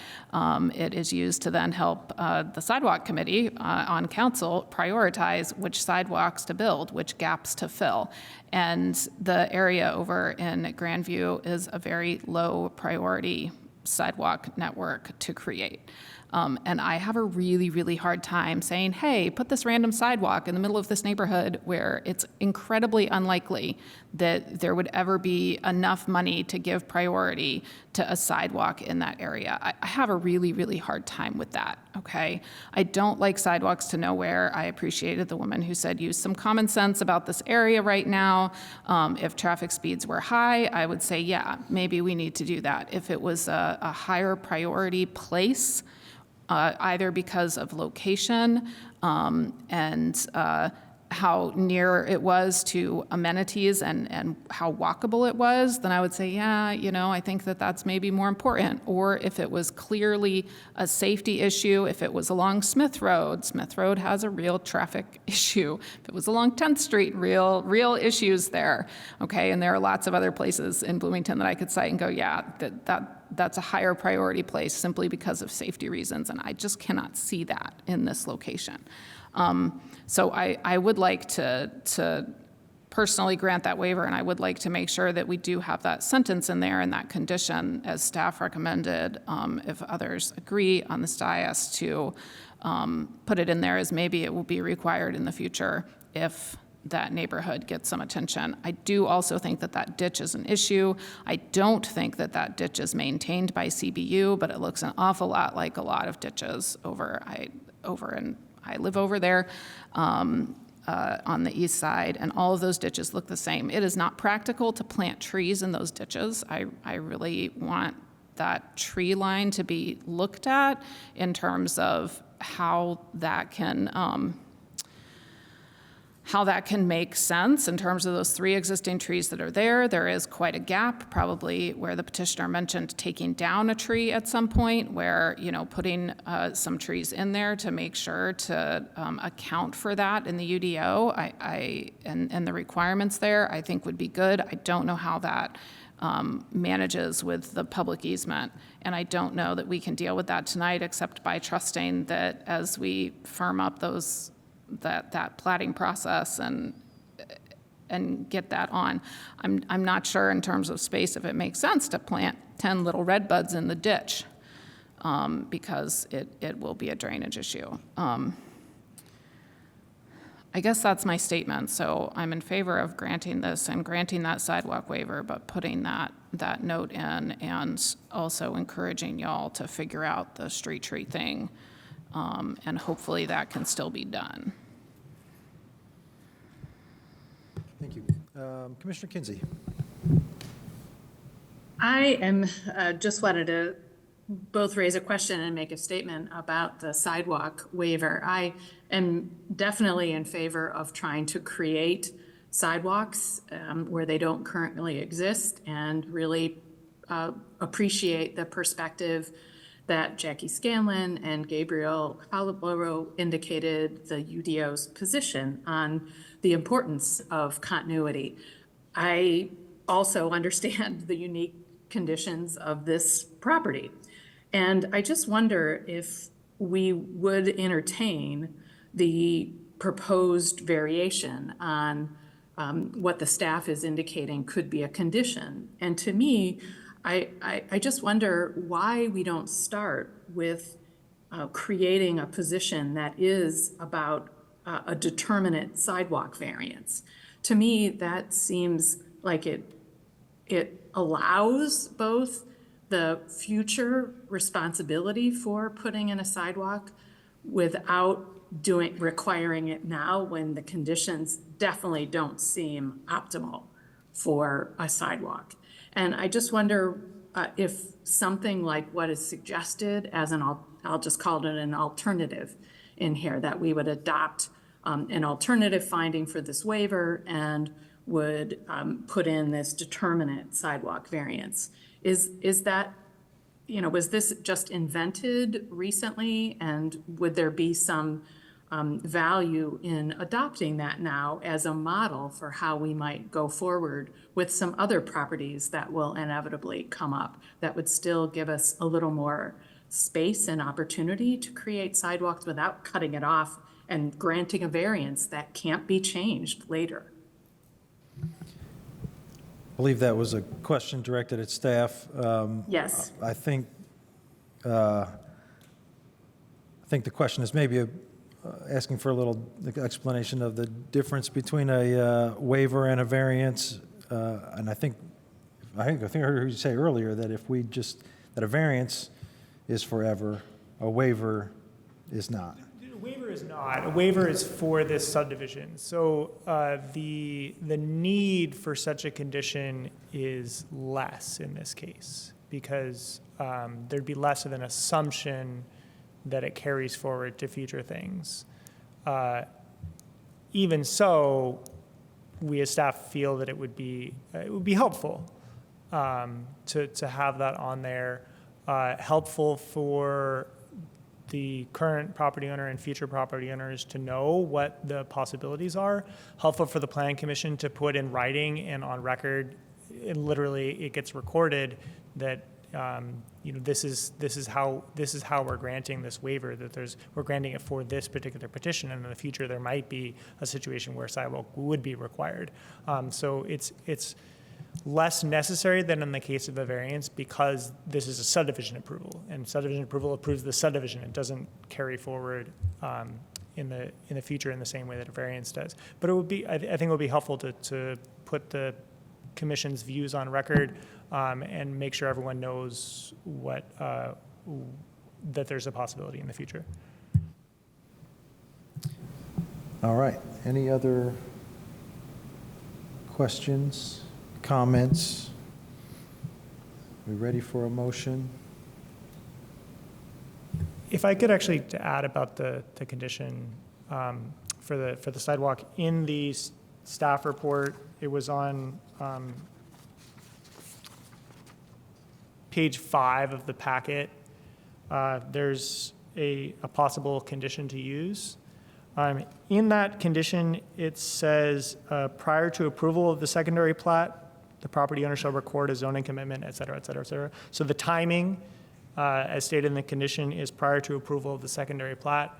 Had some thinking about that, had some discussion. Could be argued to be putting the cart before the horse, because really maybe the recording should happen at the same time, that the plat should be recorded at the same time as the zoning commitment, whereas the secondary plat has to be approved first and then it's recorded, right? This is very minute stuff, but you might want to consider a different timing, such as with the recording of the secondary plat, the petitioner shall record, blah, blah, blah. So as we're trying to create a model for how we deal with this in the future, that was the thought. We could simply say prior to or coinciding with approval of the secondary plat. Does that achieve it? Sorry, can you say that again, please? Prior to or coinciding with the approval of the secondary plat.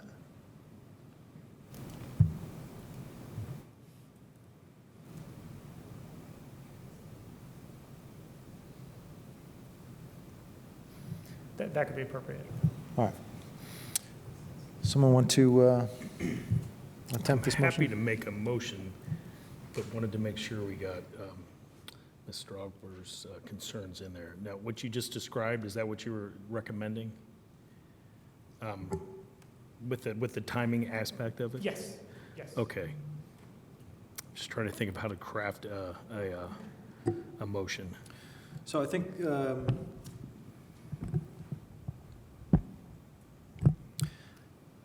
let me just get to the recommendation.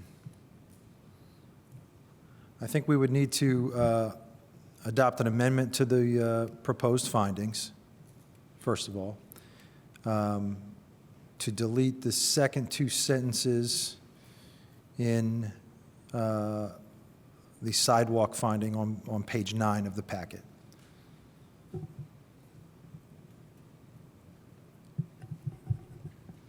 We could try to do this all at once, or we could. Yep.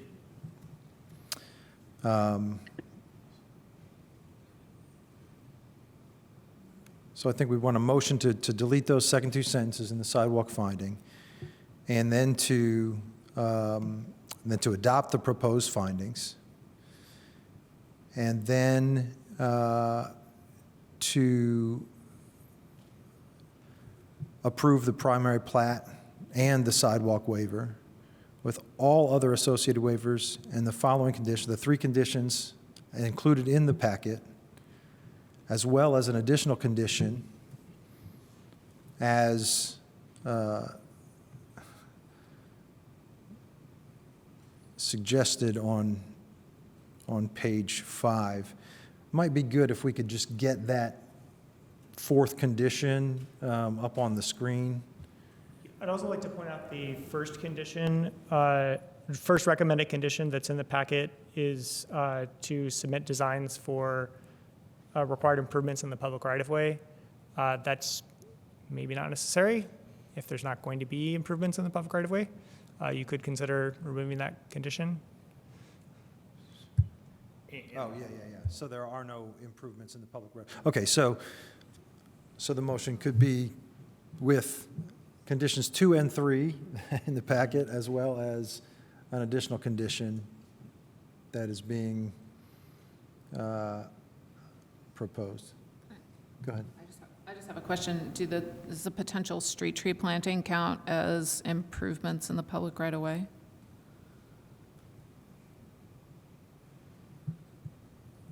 If I could ask Plan Commissioner Neil Copper, when engineering is reviewing public right-of-way improvements, does that typically include street trees? I'm not personally involved in that level of detail, so I'm not sure.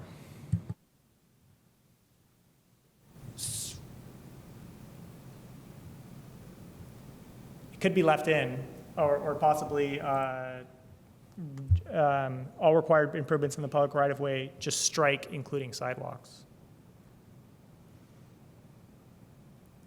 And then if it turns out. I think that would be safest, maybe. Yeah. That's understandable, yeah. So we're having to amend the original staff recommendation right now, right? Is that what we're doing? Like, we're proposing an amendment and you all are writing it up? Well, I think there's a couple ways we could do this, right? We could just take these amendments one at a time, or we could just combine this into a single motion, which I think might be most efficient here. I'm going to take a stab at it if nobody else is. All right, bear with me for just a moment. I'm going to try to get something that we can put up on the screen here.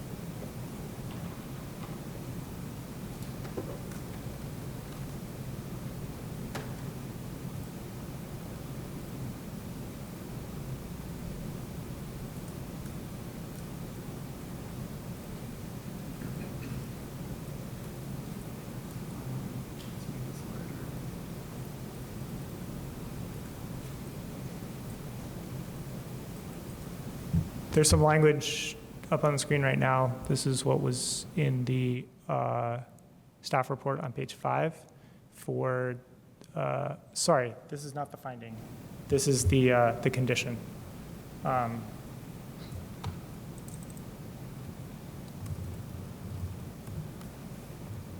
I ask you a question? If in the future Lot 1 is sold to a different party, and so lots 1 and 2 are no longer owned by the same person, are those two owners still both equally liable to pay for that potentially future sidewalk? The intent would be that the owner of Lot 1 would be responsible for sidewalk in the frontage of Lot 1, and the owner of Lot 2 would be responsible for the sidewalk in the frontage of Lot 2. If we want to try to clarify that in this condition. I think that should be clarified probably to make sure that we accommodate for future separate owners so that, because especially if those are going to have to stay with the property, it's always good to know what you're buying.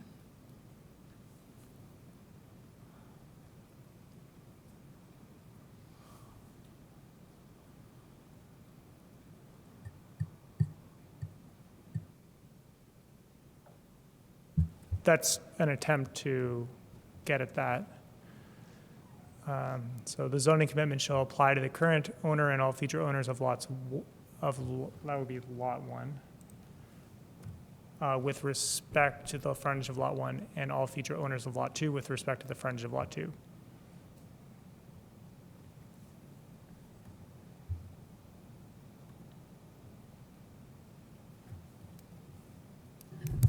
Thank you for your patience. I do not like doing this on the fly, but I do not want to make this go another month. So give me just 1 second. Gabriel, I'm going to email you my proposed, actually, you know what, I'm just going to read it. I'm going to make the motion myself. I move that we amend the proposed sidewalk finding in page 9 of the packet to remove the following sentences. However, granting the waiver would be detrimental to public safety, health, and general welfare by perpetuating the lack of a pedestrian network and further reducing the likelihood of achieving a connected pedestrian network in the future. Although the requirement segments of sidewalk are not expected to connect to other sidewalk segments in the near future, even as disconnected sidewalks, they will provide a safety refuge in several situations, such as pedestrians exiting a vehicle legally parked on Post Road. And I move that we adopt the proposed findings as amended and approve the primary plat of DP 17-24 with all other associated waivers and with the following conditions. Number 1, with a petition for secondary plat approval, the petitioner shall submit designs for all required improvements in the public right-of-way, striking including sidewalks, as well as a performance bond estimate to the City of Bloomington Engineering Department for review and approval. Number 2, with a petition for secondary plat approval, the petitioner shall provide a street tree planting plan either on the proposed secondary plat or with public improvement design plans or on a separate plan sheet that includes measurements of the proposed distance between any public utility lines in the public right-of-way and street tree planting locations in order to ensure compliance with UDO requirements for utility tree separation. Number 3, final approval by the City of Bloomington Utilities Department of utility and drainage easements shown on the plat and of a drainage plan for the subdivision is required prior to secondary plat approval. And number 4,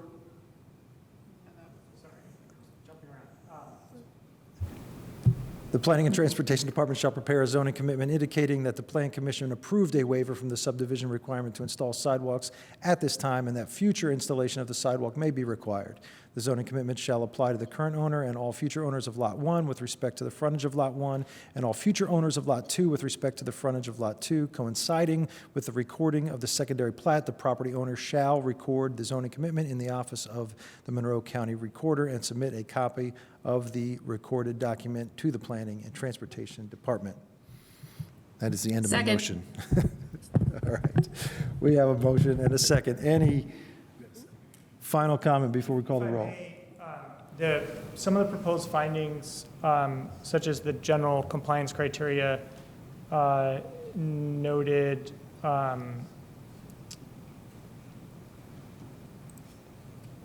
their requested subdivision waiver from the requirement to construct a sidewalk is not appropriate. Final design for all improvements to the public right-of-way is required, et cetera. Striking that from the finding might be Can you point me to that finding in the packet? In the packet, it's top of page 8.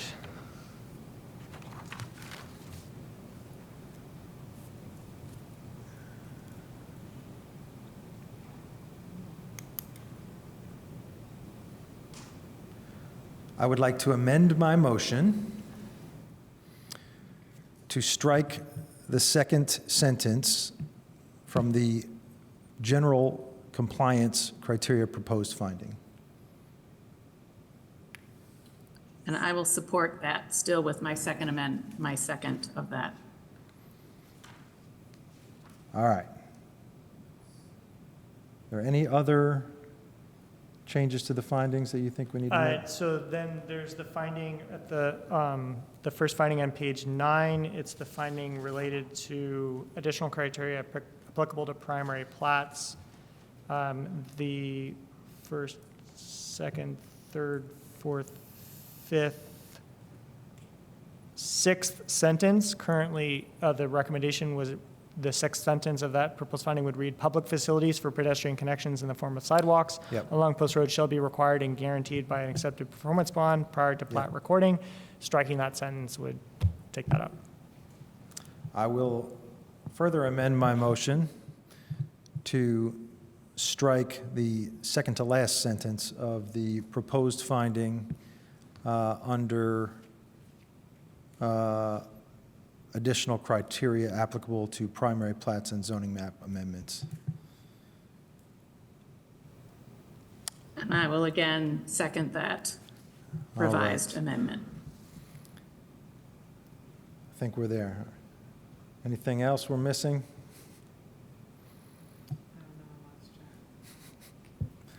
I think we're good. I think we're ready to call the roll. And God bless who has to do the transcript on this meeting.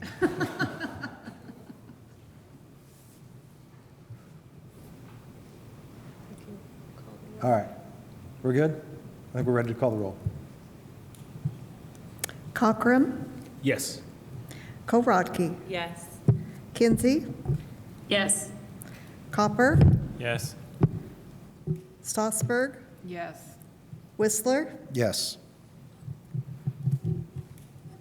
Ballard. Yes.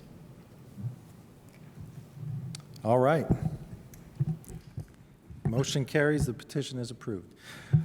We will now move on to our second petition of the evening, DP 27-24 and Plat 2024-07-0034.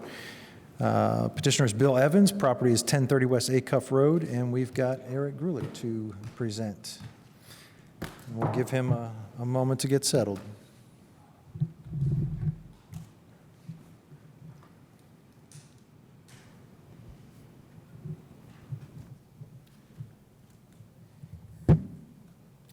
Thank you very much. As mentioned, this is a request from Beacon Builders for a property at 1030 West Acuff Road.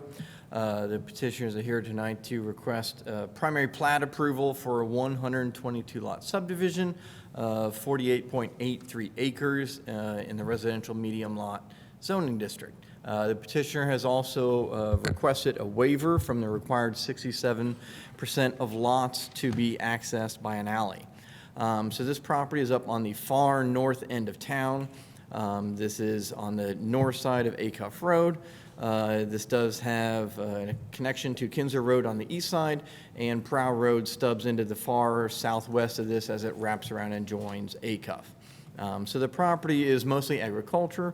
It has never been developed in any true sense of the word and has always been used in an agricultural sense. And so the petitioners are coming forward to subdivide that to create new single-family residences in here. There would be new internal streets and alleys connected through here to provide a variety of connection. So as I mentioned, Kinzer Pike runs along the east side of the site. There are two stubs to the south that are shown, Prow Road on the south side, and then an internal street here that would connect or stub into Rosewood Drive to the south. There would be three connections shown through here that would go to the north, and then, as I mentioned, connect to Kinzer Pike to the east. So the site does have a variety of constraints or environmental features that exist on there. One is a large Duke electric line that runs through the west side of the site. So it's in approximately 100-foot wide easement, or will be in an easement. It's in a prescribed easement right now. There are also several sinkholes that are on the southwest side and a few on the west side of the site that presented some challenges in terms of arranging the roads through here. And then you also have some areas of tree preservation that are scattered around the site. You have some vegetated tree rows along the north and the east side, and then a good stand of mature trees on kind of the southwest side of the site. So as I mentioned, there would be a series of public roads running through the site. Prow Road, the transportation plan shows Prow Road moving through this site, and so that has been shown stubbing to the north. That is the center road here. So that was located to avoid all of the sinkholes. They're in the southwest side of the site. There would be two public roads extended to the north. There would be a connection to Kinzer Road to the east. And as I mentioned, the two connections to the south, both Prow Road and then the Rosewood Drive extension. So there also would be internal alleys platted with this. So this has to follow the traditional subdivision type, which requires a minimum of 67% of the lots to be served and accessed by alleys. The petitioners are requesting a waiver from that, and they are showing only 59% of the lots being accessed by alleys. So in our staff report, and this is one of the things we talk about a little bit further into the report, is any opportunities that might exist to get to that 67%. We did mention in the report the lots along the north side of the site could be served by alleys that ran along the north side, so that does present an opportunity to get to that 67%. If the Planning Commission did not feel that a waiver was appropriate, there are some areas that they could achieve that requirement.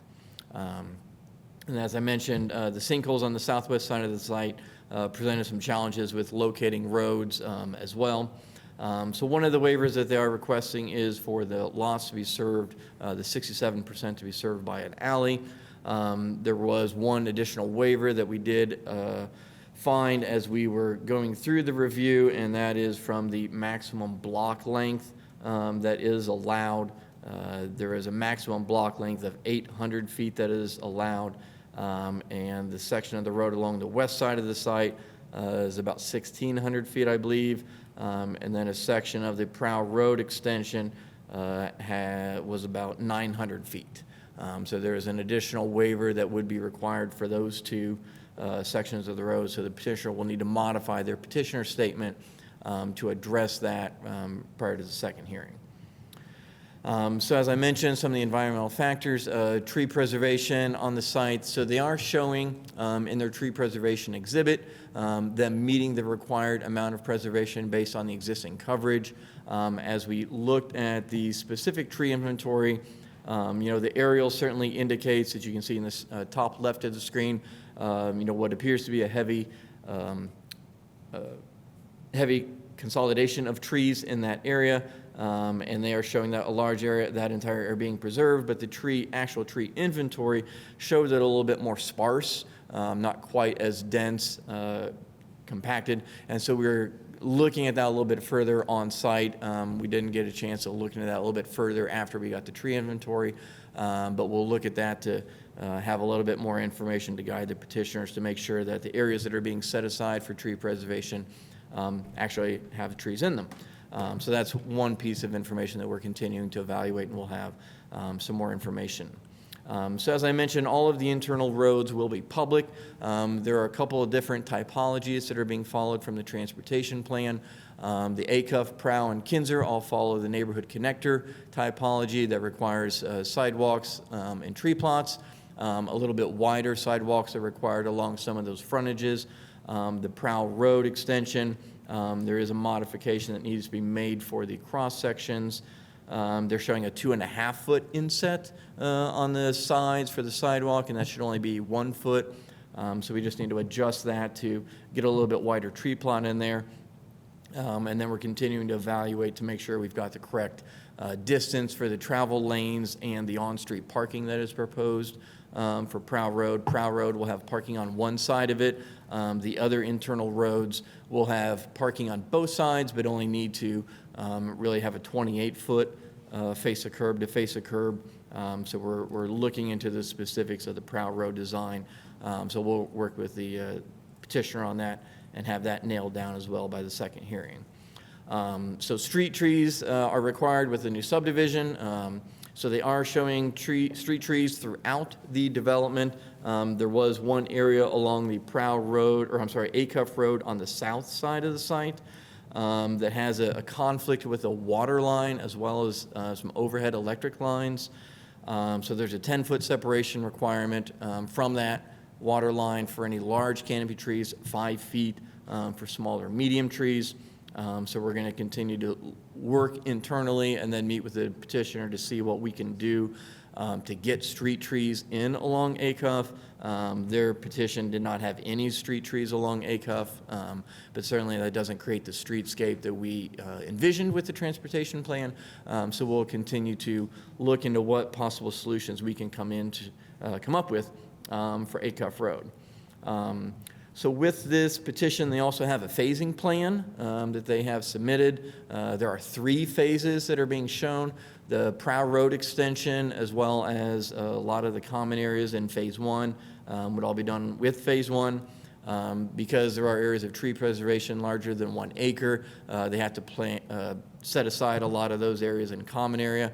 All of the karst features, except for one, I believe, are in true common area. There is one karst feature that's in a preservation easement. There's no floodways that are on the property that are required to be placed in common area. No wetlands that have been identified. So they are setting aside common area for the tree preservation and then also detention. So they have detention pond or detention facilities that are located in the 4 corners, the northwest, the northeast, southeast, and southwest. That would provide stormwater detention, and those have been located in common area as required. So they are meeting the common area requirement. They're only required to set aside 4 acres or a little bit over 4 acres, and they're setting aside just about 12 acres. A lot of that does come with the transmission line running through here. We wanted to make sure that the transmission line was not running through people's properties and yards. So all of the portion of the property that, well, I would say 99% of the property that has a transmission line is all located in common area. They will also be installing a park or playground or some feature like that. So they'll have a little bit more information about the specifics of that by the second hearing. But that would be located on the north side in the Phase 2 area. So as I mentioned, the Prow Road extension would happen with Phase 1. The Kinzer Pike connection would happen with Phase 2, as you can see here. And then Phase 3 would be kind of the south or west side of the property as well. So the petitioner has submitted some renderings for some of the buildings. This is not a PUD, so we are not reviewing building plans. There are no architectural requirements beyond what the UDO has. So they've given a variety of different renderings for buildings within this. But again, we are not approving individual buildings on any of the sites. We're not approving specific architectural renderings or anything with this. This is being developed strictly through the R2 zoning. So all of the lots meet the minimum lot area, minimum lot size, and would be developed with all of the setbacks and architectural restrictions that are in the UDO. They have included some covenants and restrictions, which are in your packet. We do not typically review or make comments on those, but we did include those as those were submitted by the petitioner. So in the staff report, we did have a list of items. I mentioned some of those things in relation to the cross sections that need to be reviewed internally and then kind of continue to discuss with the petitioner to kind of get a few things dialed into what the UDO and the transportation plan requires. Some of these deal with some adjustment of details on the primary plat in terms of labeling, center lines and lot area and lot numbers. Incorporating the city's underground fiber network is something that has to be done with the primary plat. And then, as I mentioned, the additional waiver needs to be referenced in their petitioner statement for the 2 sections of road that I highlighted that are longer than the 800 feet. and then just a few other details that I mentioned regarding some of the specifics. So although this is certainly a very large development, with the subdivision request, the UDO is very specific in terms of the requirements of things that have to be set aside for tree preservation, environmental preservation, road design. So all of those have been laid out, subject to some of the fine tuning that I mentioned in the staff report.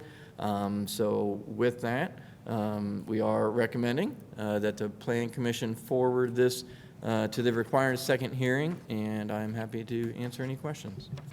Thank you. Is there a representative of the petitioner who'd like to add anything?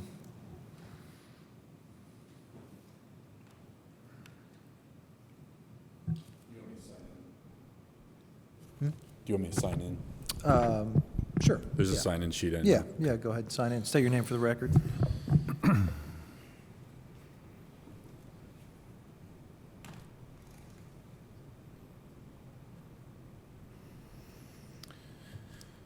Well, good evening.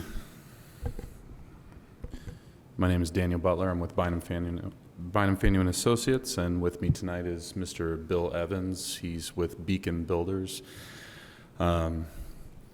This has been a project that we've worked on extensively in our office. We've worked with the engineering department, the planning department here at the City of Bloomington, a lot of different iterations. We've started with something that we felt would maximize the property, give a lot of lots. I think we started at 146 at one time. After a while, we've developed paid for a full car study on this property, along with other environmental report with that. Geotechnical has also been performed on this. A full tree study through our office has been performed, and that includes a survey to get the drip lines, along with going out there after the fact to get any trees that would be, of value to actually go out there. And if you've been out at this property, that's an extensive study going out there, especially in some of the tree stands that are, to remain out there. Along with a traffic study has been done in this property. So having said all that, our initial plan, kind of had gone back and forth with different ideas and finally landed at something that I think we're excited about. I think that it meets the city's desire for housing, and I think we were at that point, once the Karst report came in, once there was found features that would really need to be kept on the property, really no longer could do some of that maximizing, but really did a balance of, we ended up with 122 lots and came down from what we had. And that's why you see the design that you see in front of you tonight that feels like a balance of laying out a neighborhood that we feel like, I wouldn't say we settled on, but kind of balanced, preserving the features that we need to preserve, along with gaining lots that would be needed for single-family homes on the north side of Bloomington. One thing that we were asking for tonight, and I'll give you some of the reasoning, is we tried to keep with the spirit of having, alley-loaded lots, and 67% is what is desired with this traditional type neighborhood. And there's a couple of lots, like he was mentioning, that we had thought about, well, we can just add to an extra alley behind it, but that would be cutting into some of the environmental type features that we're trying to preserve with this. So we're keeping in the spirit of it. We're not ditching the alley loaded lot. We're at 59% instead. He also mentioned the north side lots, perhaps having a alley up there, and we're part of our tree exhibit, or our tree study shows that there is desirable trees on that north side of the property, so we've decided not to do an alley on the north side of the property right up against our property line, which would potentially also lock in the north property from having to build homes against the alley on that side as well. So we decided to keep the trees on that side of the property along with, I don't remember the lot numbers, but around the curvature on the west side of the property. We believe that that's a desirable place to not build an extra alley, just to have more alley lots. So that's how we arrived at our 59%. We are treating everything from this property in 5 storm water facilities, a larger one, and then some medium-sized ones in the different corners. So everything would come to a place of treatment and not allowing stormwater to run off the site, including we do have a connection to Kinzer Pike right now that we are, I mean, it's a little difficult to do, but we want to do a stormwater kind of bioswale over there as well to treat, making sure that everything is treated in that sense. One of my, I have a family myself, and I know when I'm moving into a new neighborhood, it is nice to have kind of some of those common areas. And so we do, I think, balanced also. I've really enjoyed working with Bill. He's had great ideas. Really, one thing is adding a park to this neighborhood.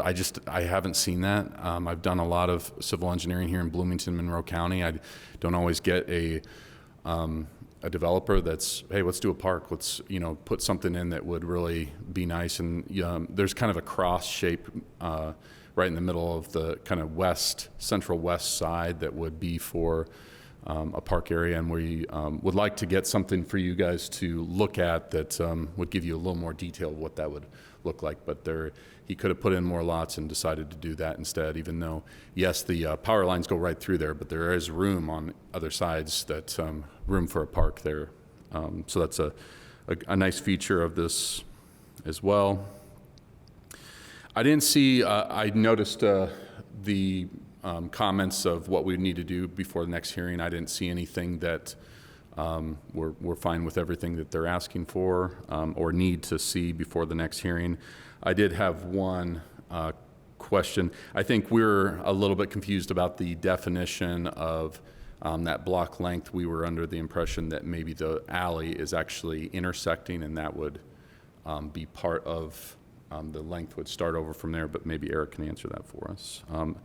That's all I got. I'm here for questions otherwise. And Bill is also here as well. Thank you. Yep. Are there any questions from commissioners for the petitioner or for staff? Go ahead, Tron. I guess I think this probably will go to a second hearing, and I was wondering if we could color code the phasing. I was able to kind of make sense of it, but it's a pretty busy diagram, so that would just be a request, I guess, of convenience. And then I guess my question is, are we getting everything we need in that first phase? It sounds like we're getting all of the stormwater, utility, and road connections. Would that be accurate? Yes, the main concern from staff's perspective is making sure that the Prow Road phasing connection gets done. So they included that within phase 1 at our request. So each phase will need to stand alone for itself for stormwater detention and then connectivity. So you'll have 2 connections to Acuff Road on the south side through the Prow Road extension, and then also the Rosewood Drive connection. And then phase 2 will have the Kinzer Pike connection, as well as another connection to the north, or 2 connections to the north. And then phase 3 is kind of the interior island. And that was really quick with the color-coded phasing right there, so commend you for that. No, that makes a lot of sense, and I can see it a bit clearer. Thank you.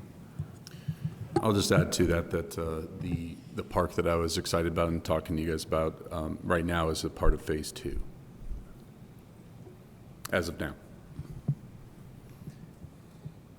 Commissioner Kinsey. Thank you. A couple of questions, one for the staff, I think. The discussion about 59% alley access and what it would take to get to 67%, I think I see that through the addition of a north alley or something west.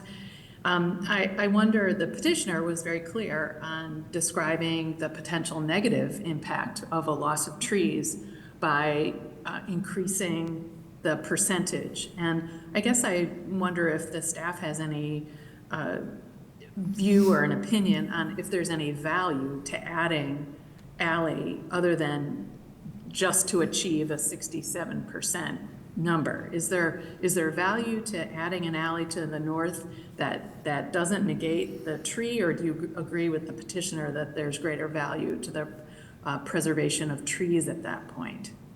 Well, so the purpose of the alley loaded is to, do a couple things. One is create a better, cleaner streetscape along there so you don't have drive cuts. So that's not only a better street aesthetic, but it's also safer. Safer for pedestrians that are walking through there because they're not walking across the drive cuts. So, that's the reason, the 67%, it's better than 100%. It was a compromise between that. So, we're not saying you have to eliminate trees. You could put in the alley without doing that. It doesn't have to be on the north side. There could be other things, but that's, I guess, up to the petitioner to decide, where they feel like they could add that to meet it. I was just simply throwing out a suggestion of one place that looked easy. By doing it on the north side, it also then benefits and would be utilized by the property to the north if that develops in a very similar manner to this. So you're creating that position that's already going to be present and help an adjacent property, but they could look for any other opportunities. And like I said, they don't have to cut down trees. They could, adjust things, but that's where we were coming from. Yeah, and let me just ask for clarification then. So on the image that's being displayed right now, the black line that's farthest north now will have drive cuts because that is the way to access those properties? Yes. Okay, so that will be an interruption in the flow there with the drive cuts. So that is a different design, than the rest of the property that will be alley access for the most part, it looks like. I mean, for whatever the difference is of almost 40%, yeah. Okay, all right.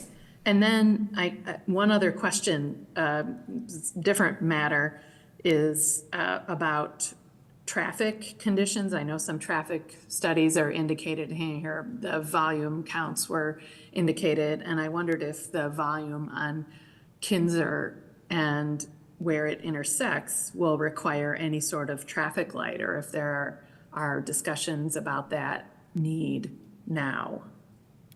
Certainly. So the traffic study indicated that the stop condition on the Kinzer Pike connection, we don't have a road name for that, so I'm just going to call it the Kinzer Pike connection. Stop condition entering Kinzer Pike was appropriate.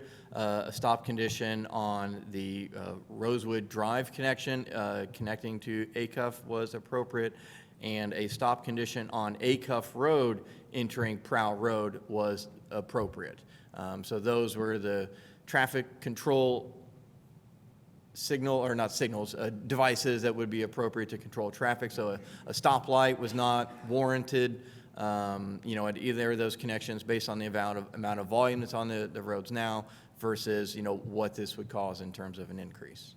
But the petitioner, I believe their engineer that did the traffic study might be available, or the petitioner could speak to that if they have more questions. That's correct. That's what the traffic study says. We didn't do the traffic study in our office. We hired somebody to do that for us, and that's what it indicated with the current traffic counts, adding to growth factors and also the addition of this new neighborhood here. Okay, good. And then one last question for the petitioner, I think. Is there a solution or an idea about adding trees on Acuff Road? I don't think we're opposed to adding the appropriate street trees at Acuff Road.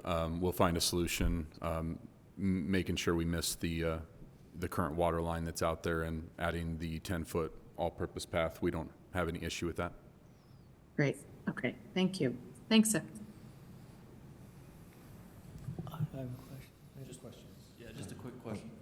Where exactly did you say the park space would potentially be? Actually, this is great. He has the map open here, so, yep, he's showing it with his cursor. It's that whole area through there, all the way down to the other street. Some kind of grass area mixed with a playground area, probably some kind of open space with, you could throw balls and frisbees, and mixed with some kind of delineated playground area. And we hope to have something drawn up for you that's a little more detailed to look at. But yeah, that shape there. And how many lots does that displace, roughly?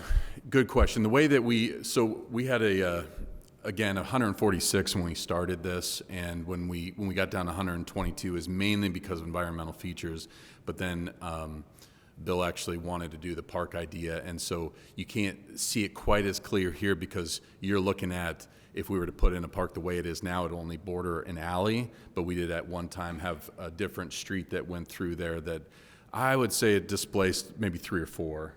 Does that sound about right, Bill? It's hard to...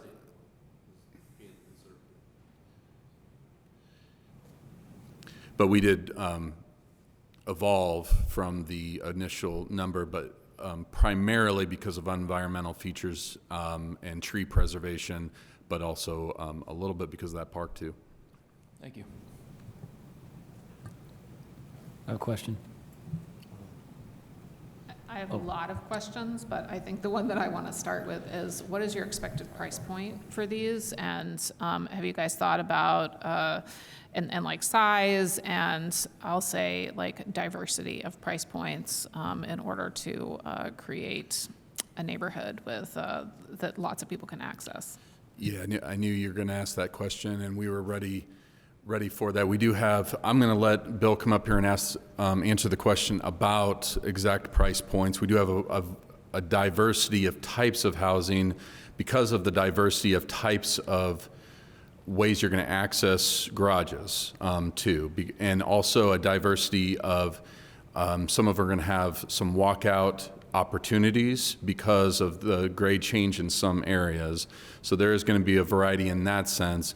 We were trying to, again, marry the type of neighborhood that this would be with the surrounding areas, while also we knew that there's a heart of the city to have affordable housing, and so we're trying to marry that together, understanding that we knew that question was going to come up. I'll just add that, and then Bill can speak to the actual price point variation that you might see.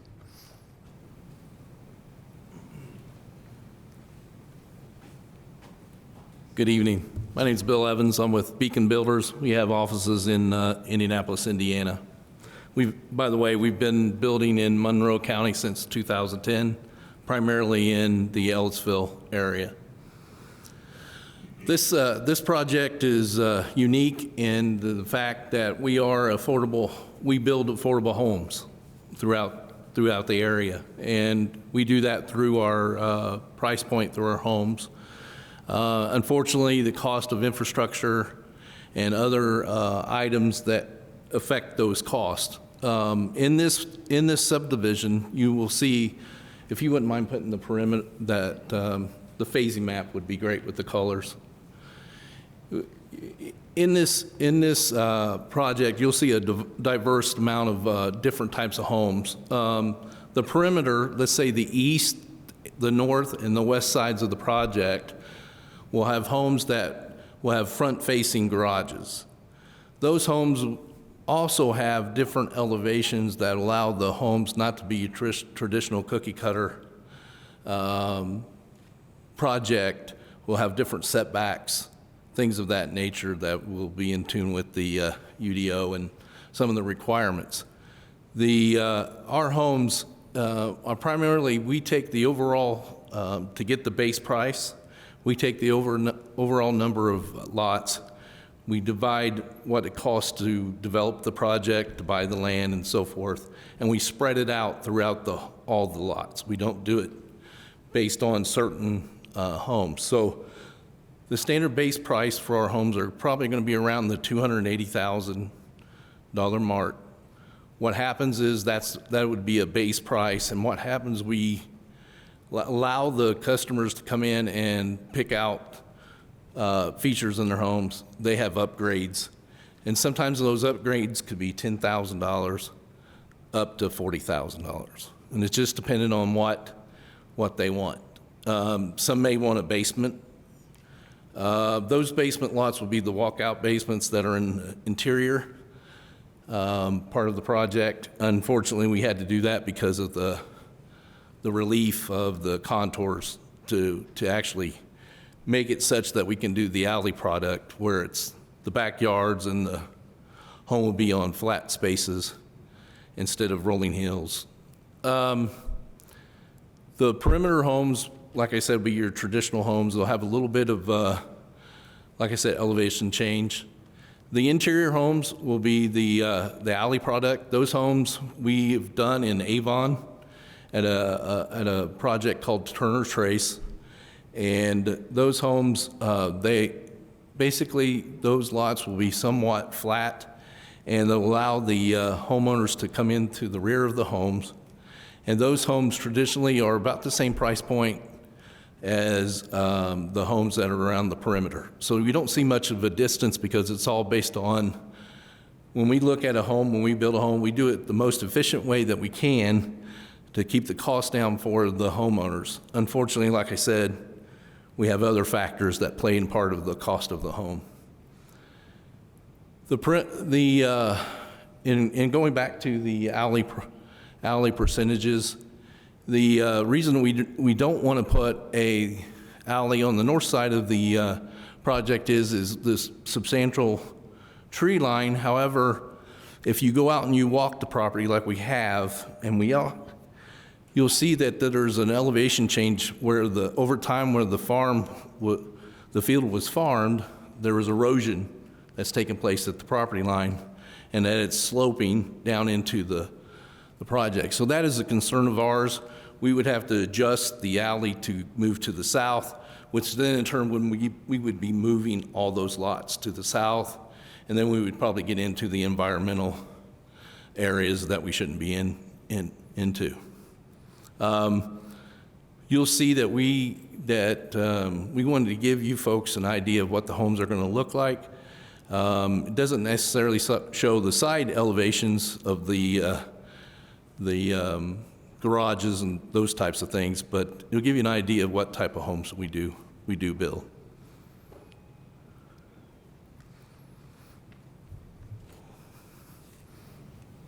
Thank you for that. I want to follow up, I think, on a couple of things that you said. I appreciate that you're trying to build these in affordable ways. Have you looked at the affordability incentives in the UDO at all and considered? Yeah, we are starting to get to that point. We've primarily, let me give you a little bit of background. We started in 2023 in November on this project, and that's when we started basically we've done over 16 variations of conceptual plans on this project. And each one we've adapted to all the environmental concerns, traffic, and we've accommodated the Prowl Road extension, which is quite an expensive extension for the number of lots that's going to be on there. So we've really taken a look at this, and we've tried to find ways to make the housing cost a little bit more affordable for the potential buyers, but in today's market, in the way that you're dealing with, see, our home sizes are going to be anywhere from 1,400 square feet to 2,700 square feet. So there's a variety of homes that will fit each individual's need or budget or type of home that they would like to have. So as Daniel had mentioned, we have taken to this project and are excited about this project, and we're finding ways, or trying to find ways, to cut costs. However, we don't want to cut the integrity of the land. If you go out and look at the property, it has such characteristics that most of the properties in the northern half of the county most developers are not developing on this type of property and doing the things that we're doing to keep some of those. There's also mentioned there's 2 springs in the common area to the southwest, and we're going to keep those springs intact. We're not going to touch those. Those springs will still be there. So we're doing quite a bit just to try to save cost.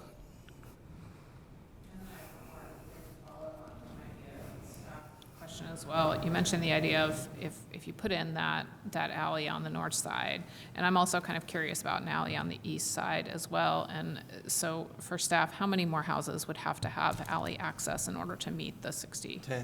10, okay. And so what you said was to put that in, then everything would have to move, right? Yeah, it would move. Why can't you just shrink the lot sizes Okay, that's a good instead? So question. are the lot sizes already at the minimum they can be at? And that's what might be the staff question. Like on that north side, are they at the minimum depth? On the east side? They're close. Some of them are a little bit larger, but they're pretty close to the 7,200. The 7,200, the 120 foot in depth that are on these lots, we've built these types of homes, alley product and regular homes. The 120 foot is really ideal dimension for the homes. It allows us the homeowner to have a backyard still. It allows in shrinking that, the distance from the alley to the house will, if we shrink that 10 feet, that means that there would only be approximately 15 to 18 feet from the house to the rear of the property line. And that's not, because some homes we have are 60 foot in depth. So that makes a difference. I'll go ahead and let Daniel speak.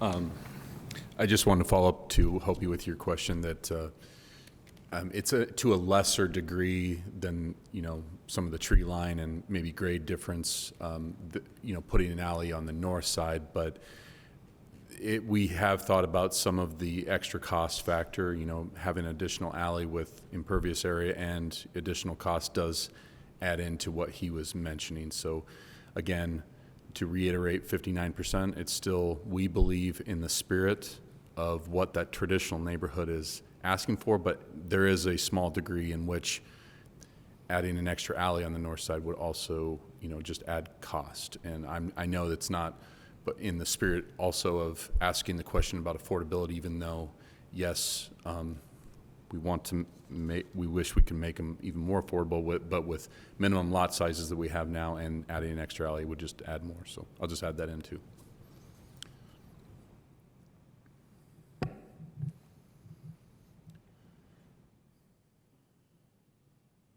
Oh, I have more questions, but I'm giving somebody else a chance because my next questions veer into a different category of thing. Okay. I have one. Commissioner Smith, I do one quick one. one question. Why are you connecting to Kinzer Pike right there? Does it require 3 connection points in the UDO? We generally want as much connectivity with neighborhoods as possible. They had that property, so having that connection on Kinzer Pike, having that connection on Kinzer Pike presented an ideal opportunity to have another connection to an adjacent road. Helps disperse traffic, reduce congestion at intersections. So yeah, all of our guiding documents, encourage connectivity for a variety of reasons. So yes, we very much wanted that connection on Kinzer. If they hadn't had that property, would that have been an issue? Well, we can't make them buy a property, so no. Code Wood doesn't require it, we just like it. Well, so that could be different with the fire department. Because they had that, it also provided access for the fire department, and they had more than one way in or out. So there could have been some issues that would have come up with the fire department if they didn't have the Kinzer Pike connection. But I can't speak for them, obviously. I thought you had to have 2 points of access for over so many, I didn't know there was another rule. Just, okay. All right, yeah, I'll keep my comments to myself. I was just curious if they had to do that or not. It's just Not from a UDO perspective, but like I said, there's going to be some limitations on the number of units you can get from one access point from the fire There's 2 access points, though. Am I not seeing 2 road connections on the south side? Yeah, but from one, yeah. So like I said, I can't comment on the fire department. They are not required to have it from the UDO perspective. Okay. One quick comment. You actually have this up. If you zoom in, I guess, to the west side, kind of right in the middle. Yeah. It says a barn. It looks like it's dilapidated or falling over, but if you zoom in enough and you look at some of the diagrams, it looks like it encroaches on the sidewalk. What's going on with that? Is that going to be removed? Is it encroaching on the? Schedule will be removed with this project. It is. Okay. Yep. Thank you. Just a few questions. On the three roads that are extending north, is the intent, obviously future development will determine this, but is the intent, and Eric, we've talked about it, for Prow Road to go all the way up north and reconnect to Kinzer Pike, or is that something that's done? Yeah, so in the packet, there's an excerpt from the transportation plan that shows that connecting all the way up to where Kinzer Pike connects to Kinzer, or to I-69. So it would connect all the way up to Kinzer Pike, a couple properties north of this. And that would all just be done as the properties, when and if they are developed along the way? Correct. As adjacent properties to the north develop and subdivide, they're required to build their portion of that extension. And I apologize if I missed this, but obviously 144 homes, the easiest access onto 69 would be down Bales Road. Is there any plans to upgrade Bales Road? Well, that's in the county, so we don't have that shown in our transportation plan. And then for Daniel, the phasing, what do you think the timeline is on each of the phasings? And then also, what projections on when you hope for the project to be completed? Yeah, ideally it would be year to year to year for phase 1, 2, and 3, right? That's ideal in a good market, and make sure that it finish out. I believe Beacon and other projects has been able to achieve that in the Ellettsville area, but the phasing would be by market, but we wish to do year to year to year, so it'd be over a 3-year period is ideal. You mentioned the affordability range, but what do you see the price range at? Like upper to lower end, just kind of curiosity. The upper and lower end of the price point? What do you think your price range from the upper to lower? Well, I mean, we don't want to outprice anything. I mean, Bill, could you? Sorry about that, Eric. We basically let our buyers dictate that, and then it's what can they afford and how comfortable they are and how comfortable we are to build them a home so they can live comfortably. Like I said, our base price is $280,000, but we don't think the homes are going to be more than $400,000 in that, based on basements, upgrades. They might want to bump out on the garage. They may want to do an exterior package that may increase brick or those types of things. So it's basically based on the affordability of the people that are buying them. We try to do our best. We've got product in there that we've picked, that we've done in the past years, that will allow people to start out with a smaller home price. So we're not taking this lightly. We do know what affordability means, and we've tried everything that we can to accomplish that. Thank you. That's all I have. Commissioner Kinsey, did you have a question? I do have a question, and it's related to the question I asked earlier about the north side alley access and the staff's additional explanation about the whole value of a better streetscape that by not adding the drive cuts. And what I want to question is, I love the idea of a park in this space, and I really commend the developers for thinking about that. But I wonder if, given the proximity, and if I've been following the drawings correctly, that park will be right off that road that will now have drive cuts.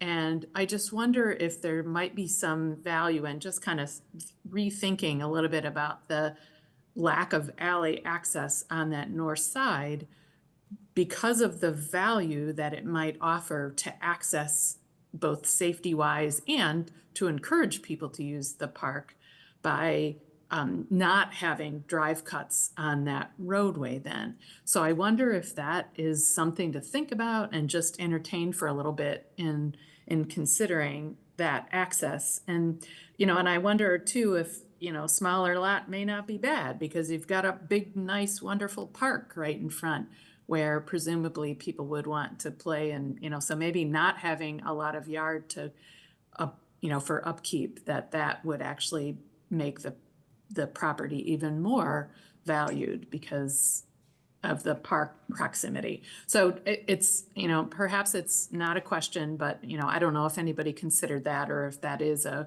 reasonable consideration to pair drive cuts and safety with presumably people walking to the park from that whole row of north side homes.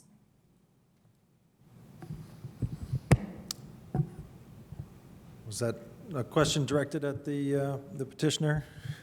Sorry, yes, probably to the petitioner, if that's at all thought about, or if the staff has any impression about, if you're putting a park there, is that the one place you might not want to have drive cuts? I don't know. Maybe there's no logic to those two things I've just connected. I know you're presenting it as not necessarily a question, but something to think about, and I understand that. I've done a lot of neighborhood planning in my experience, and one thing I have thought about in different situations, having driveways mixed with no driveways, and there are some pros and cons, in my opinion, in some articles that I've read. There are some studies that show that having driveways can actually decrease people driving through there. So it can decrease driving speed. So in that sense, you can actually have more safety. In another sense, I agree with what they've said, that you also don't have cars backing in and out. And so I actually think that there is value to both of them from a safety perspective, in my professional opinion.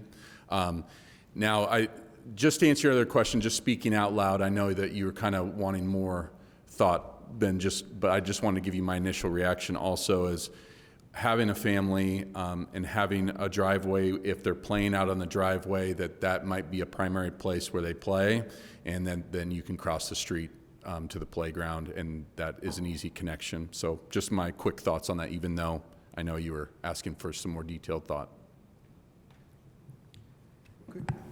Quick follow-up on that. Is it safe to say that if there is no alley behind, every house with no alley behind will have a curb cut? Correct. They'll need to have a driveway, and that's correct, what you're saying. Sorry, okay, go ahead quickly. Just a quick other kind of idea. I appreciate Commissioner Kinsey kind of throwing that out there as an idea, and I also want to throw out as an idea on that north side, the idea of paired homes over there. And I know that there's some issues with lot sizes and paired homes because of another subdivision that we had, but I think maybe the affordability incentive in the UDO may have make that a little bit easier. But that idea then, if you have the lot behind it and if you have some kind of a paired home or some kind of a condo situation, those people might not be as interested in having a bigger yard, and then that might change the affordability matrix too on those houses, particularly on that side. It sounds kind of like you guys as developers kind of have standard types of things that you do, and I don't know if something like that fits into designs and that kind of thing, but that's just another variation to throw out there in terms of, because the drive cut thing kind of makes me nervous, especially across from the park, and putting the alley behind those and then changing that design over there. Just something to think about. Thank you. I'll make sure to discuss that with him after the meeting. Thank you. Commissioner Copper. I'm looking at the plat covenants, restrictions, and easements. It's 253 in the packet, and I have questions about a number of them. Number 2 states that exclusive of porches, patios, basements, and garages, the minimum house size shall not be less than 1,400 square feet. I'm wondering why that minimum is necessary. Is that 1,400 is the smallest. Basically, 1,400 square. Bill, could you? Basically, the 1,400 square foot home is we have a model that we're thinking that we're going to bring out to try to get the affordability in this subdivision. It's a home that we've built in the past, in past subdivisions. The 1,400 is just a way of setting the bar of the site. I mean, most municipalities, and I have to look at the UDO and see what's the minimum square footage requirement. There's none. I don't know that we've built a home less than, I think we may have been at 1,300, and this is heating area, so you're not including, the garages and the porches and those types of things. So I'd have to take a look at and talk to our guys to see if there's a possibility of doing less square foot, but we set that for an internal use because we have that product and we've built that in the past. And, if you choose to build that product, I think it's fine, but part of the question is why forever do you want to restrict the home size on these properties, or if somebody else was building or something, like what's the benefit of saying no one can ever have a smaller home? Most municipalities have a certain type of square footage. So if we have actually been in projects that allow 1,000 square foot. So we're okay of saying it could be 1,000 square foot, but I don't see us going any lower than that from a price point standpoint and affordability. You don't really anything around in that area. You don't really gain by making it smaller. These people tend to see if you say that you offer them 1,000 square foot, they're going to build a 1,300 square foot or 1,400 square foot home primarily. We would allow, if we can change that to 1,000 square foot, that's not a problem. Okay. The next one I was going to ask about, number 4, all houses shall have as a minimum an attached, enclosed, or detached 2-bay garage. So no one has an option of having a smaller garage or no garage? Here again, we've worked in municipalities, and that's been a requirement that we've seen in the past. The homes that we have built prior, they do offer one car garages, but I don't think we've ever built one. But we can do that. We do have elevations that are available. We can make that a requirement that a minimum could be a one-car garage. Okay. I've got a few more in here. I don't know if these are just standard kind of copy-paste, and maybe that's why they're in here, or if... We would just wanted to set, those are usually what we're asked to build to, the standards. But if you folks are asking for us to put in 1,000 square foot homes or a one-car garage requirement, then we'd be happy to do so. Yeah, personally, I don't see the need to restrict it. And stop me if I need to, if we should go to someone else for questions, but number 11 seems to relate that you're not allowed to park on the street for more than 6 consecutive hours, which is, of course, public right-of-way and managed by the city.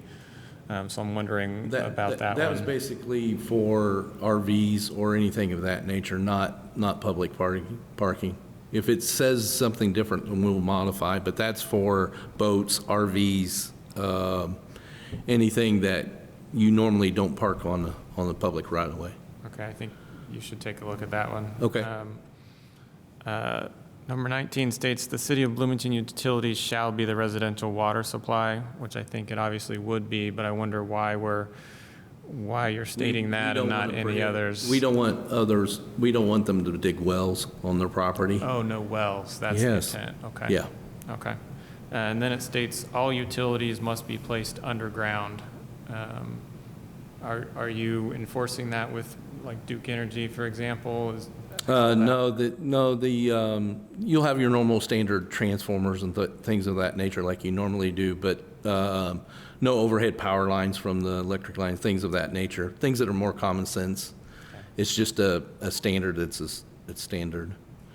Okay, so that's something that you would facilitate during construction of the neighborhood? That's correct, yeah. Okay. There's a restriction that dogs shall always, whenever they are outside, be confined on a leash held by a responsible person, and that seems to include in a backyard. Is that intentional? Not in the backyard, just in a public, Okay. public right of way. I think you should take a look at that wording too. Sure. I'm getting close to the end here, I promise. There's number 23, I think there's a typo. It states both that outbuildings or accessory buildings shall be similar to the primary residence, and then there's a closed parenthesis, and it says shall not be constructed or permitted on any lot. So I can't tell. That's probably, yeah. I think that there is a maximum size in the, for a garage that it's not attached to the home or accessibility. I think the maximum size, I think, is 20 feet. 840. Okay, thank you. Okay. It's Yep. probably just a typo in there. And then it says basketball goals attached to the house or garage shall not be permitted. I wondered just why that's specifically called out. Because we'd rather we don't want people to have garage for basketball. We want all our homes to look like they're taken care in a specific way. I mean, people can take care of their yards however they want to take care of their yards, and they can do what they want. But we would rather not have basketball goals attached to our homes. Okay. So if it's post mounted, it's fine, but if it's attached to a That- home, it's that not? would be, we're okay. That would be up to, I guess that'd have to be a discussion. Normally, we were asked by municipalities not to have basketball goals in front of the homes. Okay. So as I'll take a look with our owners and see if hey, they're basketball fans, they probably wouldn't care. So I'll take a look, and we'll take a look at that. And my last one is number 24. It just seems like maybe a catch-all, and it states that nor shall anything be done thereon which may be a nuisance or annoyance to the neighborhood. I wonder how that gets defined, what that's intended to capture. Well, that's just a catch-all, like you said. Basically, you don't want your neighbor out there on top of his roof shooting off fireworks and, at 11 o'clock at night, or you don't want your neighbor out there with loud music, playing. It's not that the HOA is going to do anything about it. We're just making the suggestion that you shouldn't do that. I assume that the local authorities would take care of any nuisance that take place in in your residence. Thank you. Thank you. All right, any other questions? A few more here? Yeah, I have a follow-up on that list that we were just going over with Mr. Copper. On number 21, with the animals and pets, so this seems to imply that people who live here cannot have chicken flocks, and that is something that's allowed generally in our city code. It's been a really, really big discussion, so I don't know if you've considered changing that, and I guess I would also like that catch-all category of nuisances. I mean, it's like duplicating city code, so is it really necessary to have your HOA requirements literally duplicate city code in that way? It sounds like there's plenty of stuff for us to review on that HOA document, including things like that would have, restrict things that don't need to be restricted. But having some kind of catch-all to make sure that if somebody needs to be asked to be, if loud music or whatever, that it would have some kind of authority there in that case. But we'll look at some of the language there on that and re-present a document for next meeting as well. Thank you. All right. Any other questions? I still have some. Okay, go ahead. I'm sorry, I have a really easy one to start with. Is this subdivision, are you planning natural gas, or is it going to be all electric?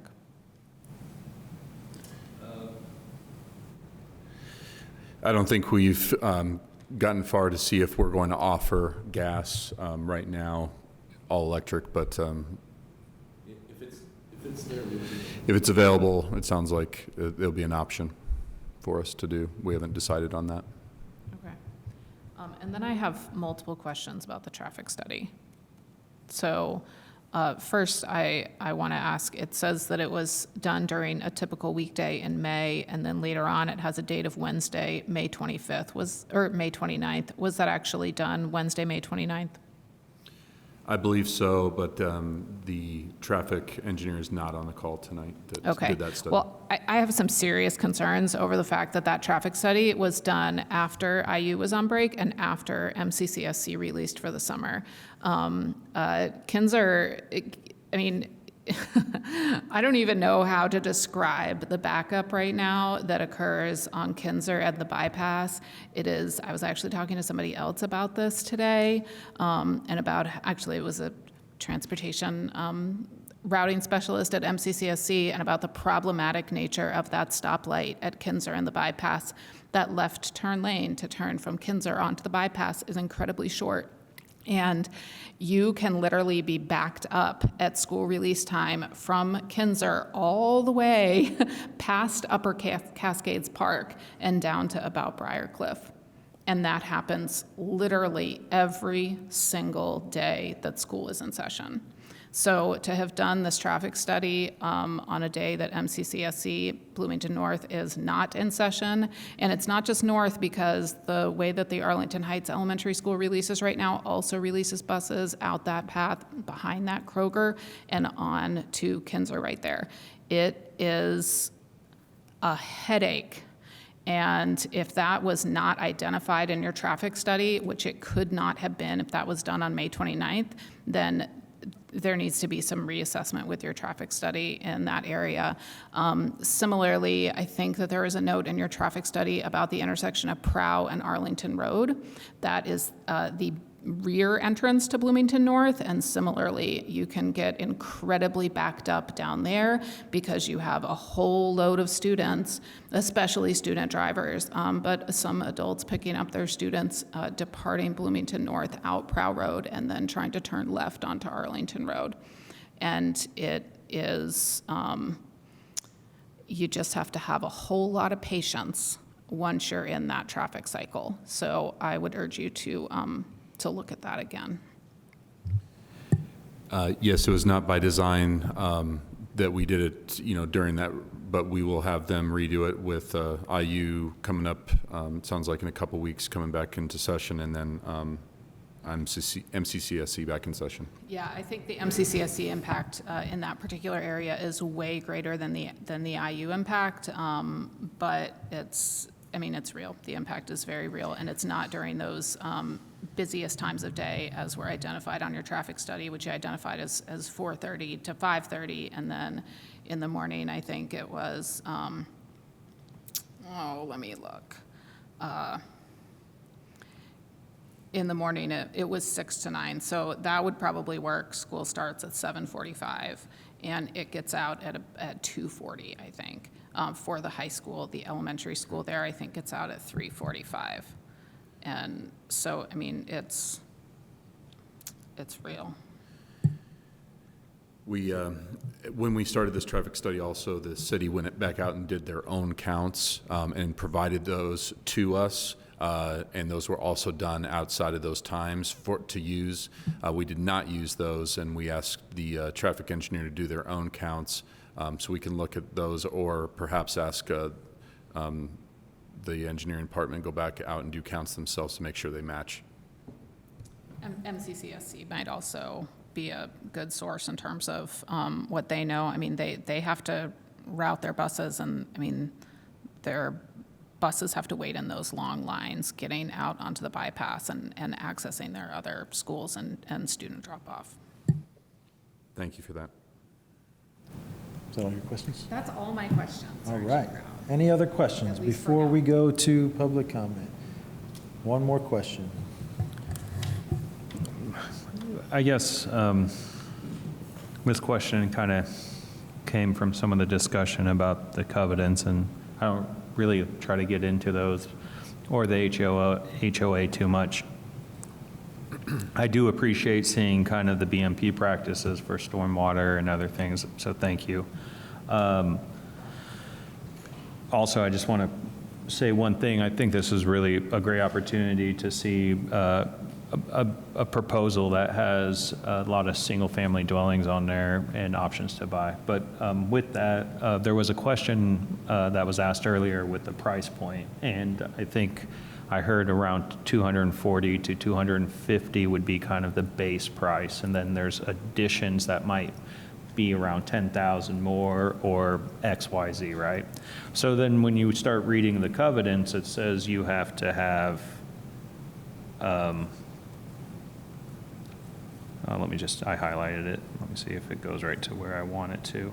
Yeah, the garage requirement, all houses shall have as a minimum an attached, enclosed, or detached two-bay garage. Now, is that one of those additional costs? And if it's in the covenants that all of them shall have it, and I might be wrong, but I'm just going to ask, and we're looking at a price point at 240 and 250, but all shall have these, and that's an additional $20,000 to $40,000 expense. You know, I'm just speculating these numbers. Are we truly looking at a $300,000 price point? Because this is in the covenants and it says they shall have them. So that's my question.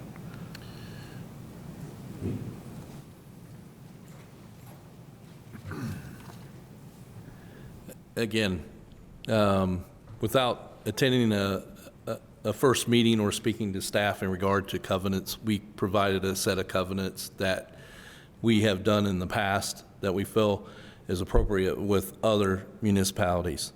In regard to hearing Mr. Neal's comments, we would be glad to change that to one car minimum garage. And we would change the minimum square footage to lesser. We'll have to come up with a product that would fill that need or that size that has mentioned to us. But again, these covenants I was asked, do we have a set of covenants that we think we would start out with? And that's what we did. Wasn't any intention or to add additional cost or to set the cost up. Where you see cost in homes, to be quite frankly, is building alleys on one side of the back of homes, or to put in a road that we don't want to put in because we're abiding by staff's suggestions. I think we've been pretty accommodating the last, we started in November and we started with staff in January.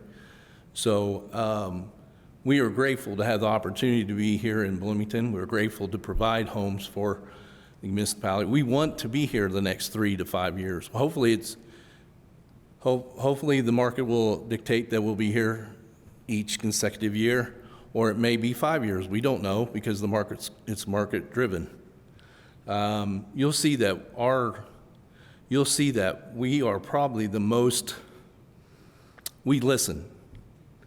We don't have standards where we think, okay, we're just going to build this and that's all we're going to build. We listen. So that's why we're here today.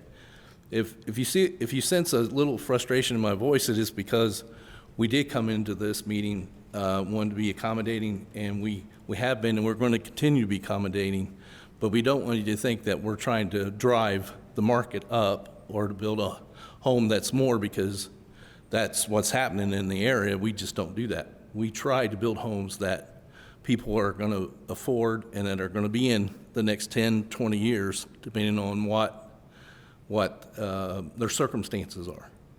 Thank you. And thank you, and that's why I wanted to lead with, I think this is a great opportunity. I like the other things that you put in there, and if you're considering maybe allowing that an option instead of a requirement, I think a lot of our goal is to create affordability, and I think that's just what we're touching on. But if you have a look you're going for, if this kind of meets your vision, then that's fair. I just kind of wanted to ask the question, so thank you. Thank you. Any other questions? All right, we will move now to public comment on DP 27-24. If there's anyone here that would like to make public comment, please step up to the podium, state your name for the record. You'll have up to 5 minutes to make your comment. If you are online and would like to make comment, click on the raise hand button. or send a chat message to the host, Jackie Scanlon, and we will recognize you when it is your turn to speak. Thank you. I live on the corner of Acuff and Kinser. You could put the site map up. I have a question, first of all, and then a comment. There's two access points, one coming out from Prowl Road, and then one, I believe, is coming off of Rosewood. Is that correct? So it'll connect Rosewood. The arrow that's coming out, that will connect to Rosewood in the subdivision. So that's another access point, like another road connecting those two subdivisions, am I correct? So during public comment, you would just give your comments. Okay, I'm so sorry. Okay. I apologize. I've never done this. I apologize. But we'll do our best Well, to I make have a sure that any concern. I questions just, that I have a concern if that is what that is going to just allow people to traverse through that subdivision. There's a lot of traffic on Acuff Road, and I'm very happy that you brought up about the traffic study. I teach in Ellettsville, and I've been trapped many times, no matter which way I go. There is a lot of traffic on Prowl Road, a lot. And there is a lot of traffic because of Meadows Hospital as well. There's a lot of ambulances. There's just a lot of delivery trucks. Just having those two access points there, it's a lot. And the traffic study, I know, was conducted after school was out because, as I said, I travel that every day going to work. But I know that there's a lot of concern about the traffic. We also have a concern because we live on the corner of Acuff and Kinser about is there going to, I'm wondering, is there going to be a sidewalk that connects that subdivision with Kinser Pike? That is all down the side of our property, and so we would like to know. We're also worried about drainage because our storm sewer is there for our property right there on Kinser Pike, and it's covered all the time, so with debris. So anyway, those are some concerns, and I know that my neighbors that live in Rosewood are very concerned about the traffic, as well as the access point coming out on Kinser Pike, because it's hard to see. So anyway, thank you. Thank you. Is there any additional public comment?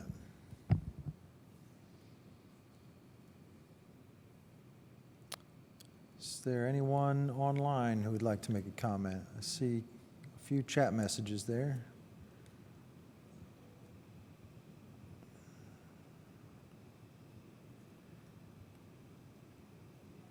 No?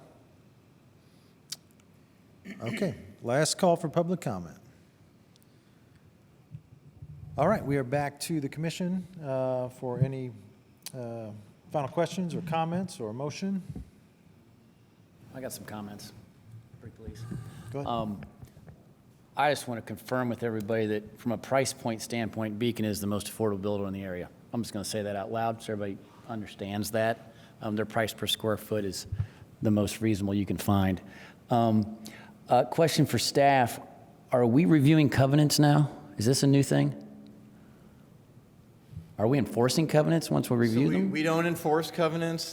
We do look through them to make sure there's something that might conflict with the UDO, for instance, or be less restrictive for some reason than the UDO, but typically we do not. I mean, we don't enforce them. We, like I said, look through them, make sure there's not something that conflicts, but no, we don't typically review them unless there's some component that we are requiring, in terms of maybe a maintenance area or something like that. Okay. With regard to the alley percentage, and I'm going to tie the road to Kinser Pike in this, one of the problems that cities are experiencing now are the cost of infrastructure. It's actually a liability, not an asset. And with our new UDO, and I'm an alley guy, by the way, I'm not disagreeing with those at all. But when you have 20-foot right-of-ways, additional asphalt on all these alleys, what is the minimum asphalt width, 16 or is it 12? Do you guys know that? What's the asphalt width on it? 16. It's 16. So you got a 16-foot alley. We now have a 61-foot right-of-way in front of the house. We have 6-foot sidewalks on both sides of the street. And the city forever has to maintain that. Forever and ever. We already have built environment problems. I like that we're doing alleys. I think 59% is way more than enough, especially considering all the environmental constraints and the site restrictions. I think 67% is a great goal based on the UDO, but to enforce a random percentage seems a bit ludicrous, especially when if you single stack alleys, all you're doing is creating a bunch of improvements that are only benefiting a very few people, and the city, that's a public right-of-way, that is an alley that has to be maintained by the city and our tax dollars forever. So this is just some comments I'm making because we have the right to waive some of this. I would prefer we waive it, and I would prefer we get rid of the access to Kinzer Pike. It's just another 150 feet of road, curb and gutter, storm sewer, street trees that we have to maintain as a municipality. And we got to start somewhere. I just need to correct myself real quick. 14 foot of alley pavement Okay, width. good to know. I'll remember that because I was curious what the city's requirement was. Okay, so those are my comments on this. We need housing in Bloomington. The only available flat land that doesn't have environment constraints is owned by the city and the Redevelopment Commission. We can't annex. We're 4 years away from that now, apparently. We're not extending utilities to affordable projects, so it's a real frustration on my part. I'm back on the Plan Commission now for 6 months. I was on it for 6 years before that, back in the day. This is my first involvement with this new UDO, and I'm just shocked at its requirements. So that's it for now.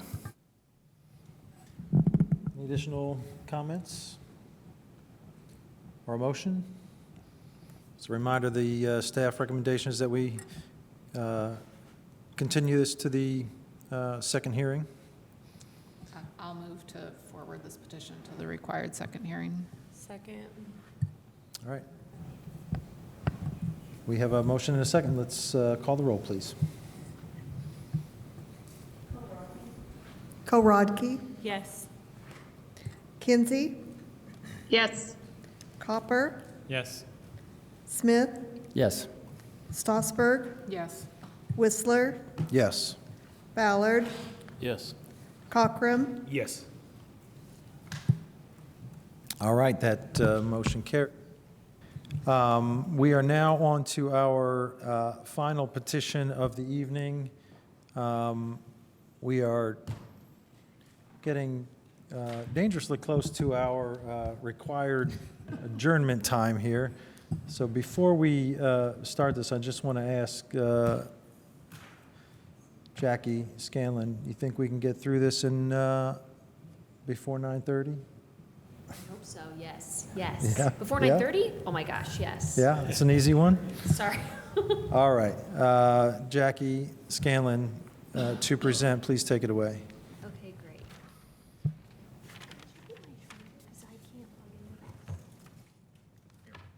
Do you have the new one? I'm so sorry.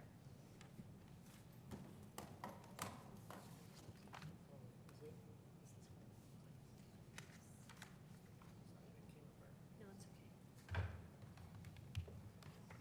Sorry.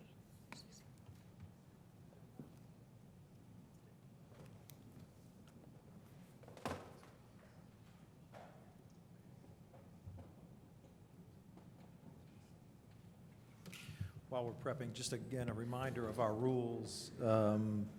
We adjourn at 9:30, regardless of where we are. If we don't get this action taken before 9:30, we're going to have to come back here for a special hearing 1 week from today. So let's do our best. Okay, sorry about that. I got a new laptop and I didn't know there's no plug here for it. All right.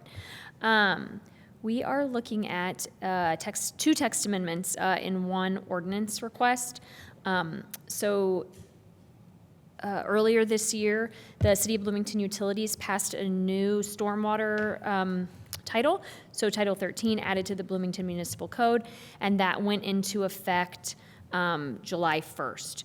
So we are looking at the petition ZO 3024, and that is the corresponding changes that need to be made in Title 20. So the way that Title 20 worked previously was that we issue grading permits for all projects through Title 20 for the city that need grading permits. But now those grading permits will be issued through the stormwater title through City of Bloomington Utilities. So one of the things that we would do in our grading permit review was verify that those things that had been approved in the approved site plan were on the plans to be built. So that is landscaping, bike parking, regular parking, any other easements that were required for pedestrians. The engineering department looks at the interface between the property and the public road during that process. So those were things that CBU is not taking on with their grading permit. They're strictly looking at grading and erosion control. So we had to amend Title 20 in order to be able to continue to address those issues. So let's take a look at that. The other thing we're looking at is the state code changed how we can regulate steep slopes. So for a long time, we've been regulating slopes that are greater than 18%. And then in some places greater than 12. We can no longer regulate slopes. The new cutoff is 25%. So we're making those changes. So I'm going to quickly go through this. The whole UDO is included in your packet. We had a request last time with our regular annual update to see it as one big piece, as opposed to what we've done in the past, which is pull out the pages.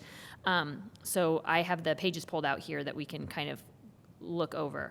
A number of the pages are just changing the names. So you can see here in Title 20, well, you can't see it because it's like incredibly small, but the permit that used to be called the grading permit will now be called the site development permit. So a number of the changes throughout code are just making that change from grading permit to site development permit. Also, because we lose a section in the code related to erosion control, there are a number of changes in here that are just reference changes. So this is the, let's see, UDO page 128. And this is where we look at the proposed change that we're making for slope regulation. So we worked with the legal department and basically asked if we could change our regulation from 18 to 25. Based on the way our regulations are written, our legal representative was fine with that, so we basically just changed that in the places that were necessary. You can see here under 4 and 5. And that is the change we're making to align our slope regulations with code requirements from the state. And then here you can see a reference that was changed to the new Title 13 related to erosion control construction measures on those steep slopes. And again, here at the bottom, as I already mentioned, a number of the changes are just the code reference numbers because we removed this section D. So siltation and erosion prevention is what we have used in the past to help properties know how to keep dirt and water on their own sites, but that will all be taken over by City of Bloomington Utilities and their reviewers and inspectors, so that will come out. They will also be in charge of the drainage plans that used to go along with grading permits. That will be a part of their grading permit review. And so these two sections related to drainage plans and stormwater mitigation requirements, again, have been absorbed into the new stormwater Title 13. So they will come out here so that they're not redundant and not having more than one department work on them. Riparian buffer changes, again, it's just code number or code letter reference changes because of the removed section. This was just the end of that section. No changes on that page. Again, this page just contains a changed reference. Another reference change here. And then we'll get to the meat of it in a second. These pages are all included because of the reference changes. So, needing to codify those as well, even though they're not substantive. So this one and the existing UDO regulations related to parking lot design. The UDO says for surface parking lots with 100 or more parking spaces, landscaped bio-detention areas located below the surface level of the parking spaces shall be provided on the interior of the parking lot. So basically requiring that islands are able to take on biodetention to hold water during storms. And that has been absorbed again into Title 13 and also expanded so that some of those areas could be around the parking lot as opposed to in it.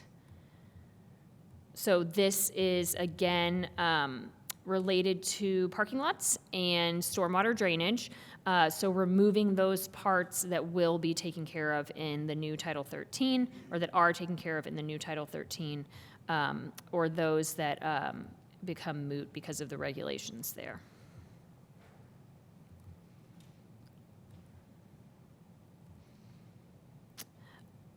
We have a regulation now that says curbing may include cuts for water runoff collection into approved swale or the like to improve water quality. Again, water quality is now being regulated somewhere else, and because this was a may, we just went ahead and took it out. Obviously, people could continue to do that, but that's not something we need to regulate. The utilities staff will be checking those things.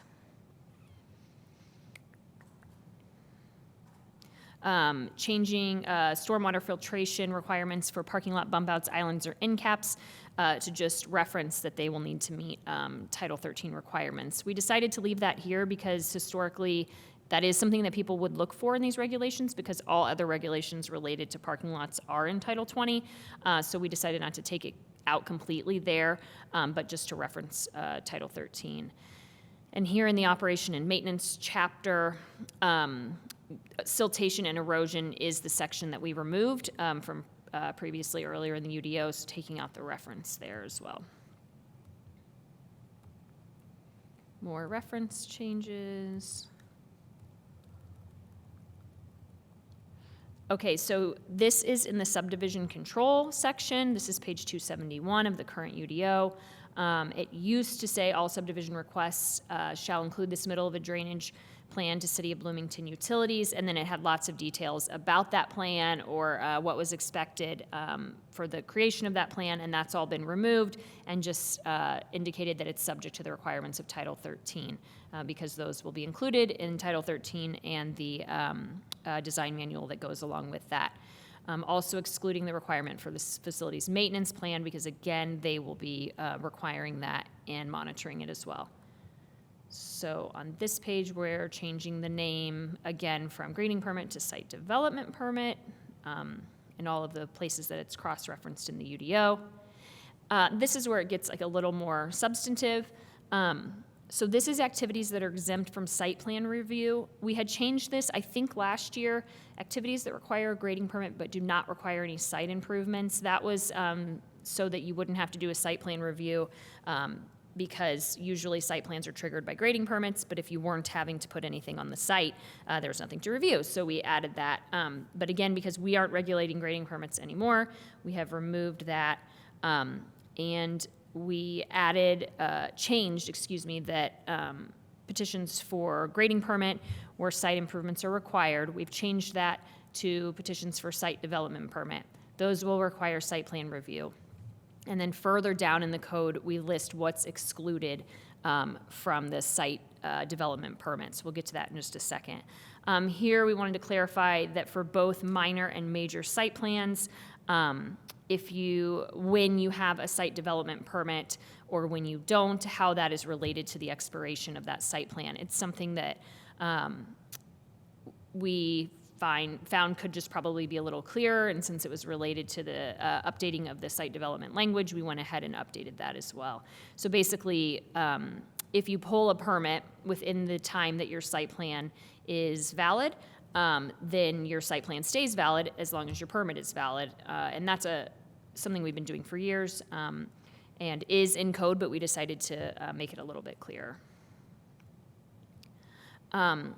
So here we have, again, some more references to referencing Title 13, and then indicating that in such a case that you don't have to get a stormwater management permit from Title 13, which is what they're calling a grading permit, that you will have to make sure that you don't need a site development permit first if you're in the floodplain. So, just making sure that someone is verifying the development meets the floodplain requirements because the floodplain administrator lives in our department. So this is kind of the meat of it.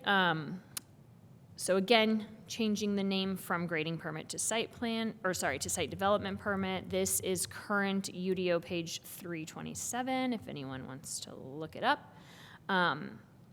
So changing the purpose statement to site development permit procedure is intended to provide a mechanism to ensure compliance with this UDO by providing a thorough permitting and inspection process for all the site development activities.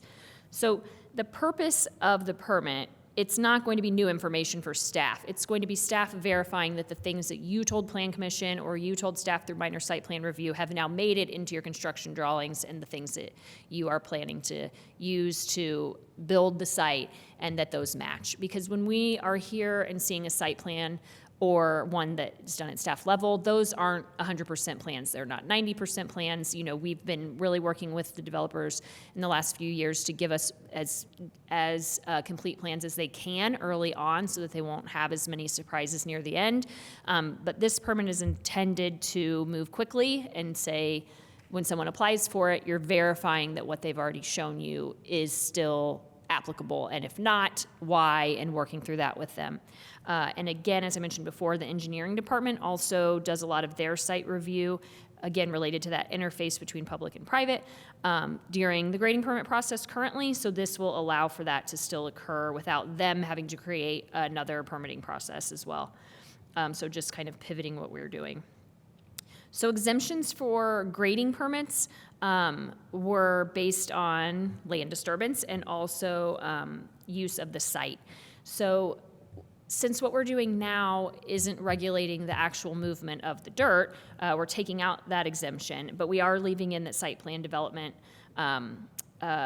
permits are exempt if you're on single family or plex lots. So that's was already in for grading permits. We're leaving that in.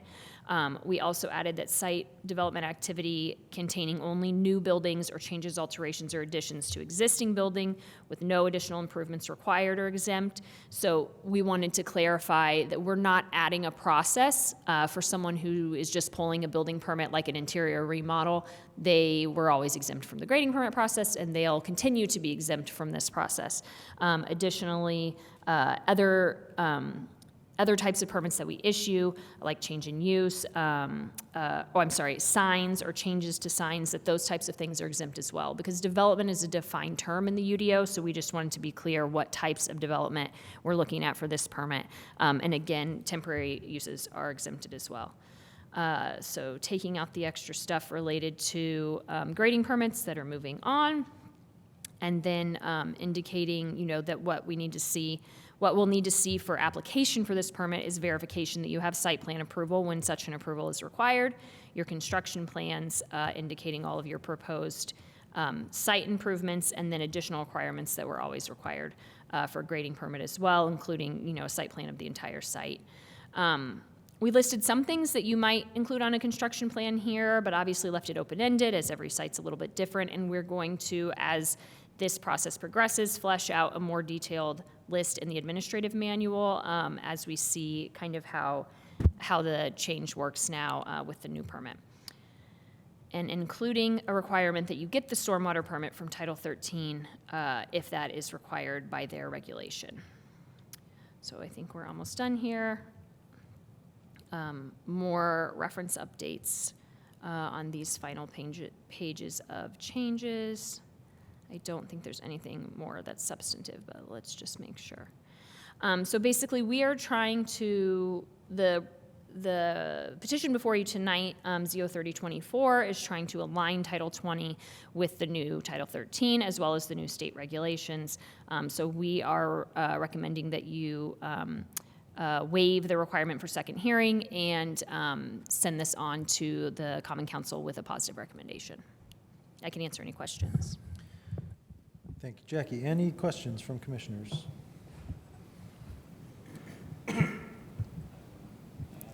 Commissioner Smith.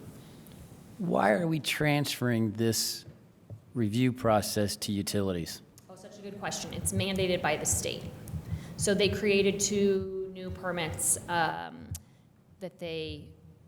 now all the municipalities have to do erosion control in a certain way. They created 2 new permits, and those live at utilities. Is there a plan for utilities to be staffed to do this? I believe they will be, yes, they know that that's an issue, and so that's something that they will be addressing with the administration, I believe, yes. It's a problem. It's been going on for a while.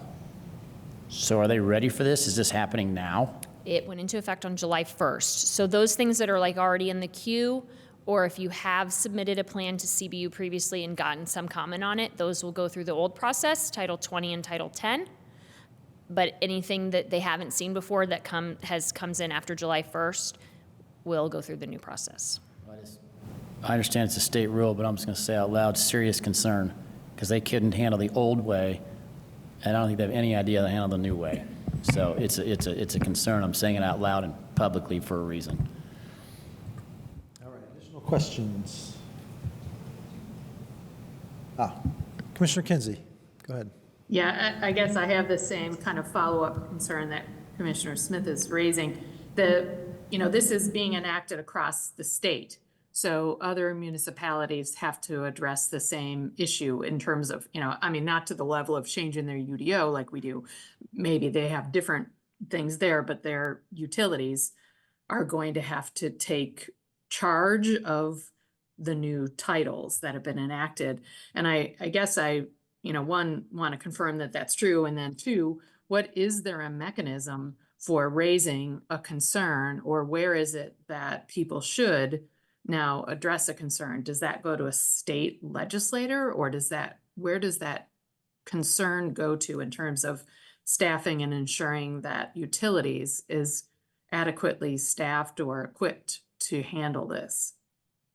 Sure, I would say, okay, so I think the reasons in utilities, and Neil can correct me if he knows more, I think it's because the MS4 is there. So in other municipalities, the MS4 is housed in different departments. So it's not all utilities across the state, but it is wherever their particular stormwater group lives. And so ours lives at CBU.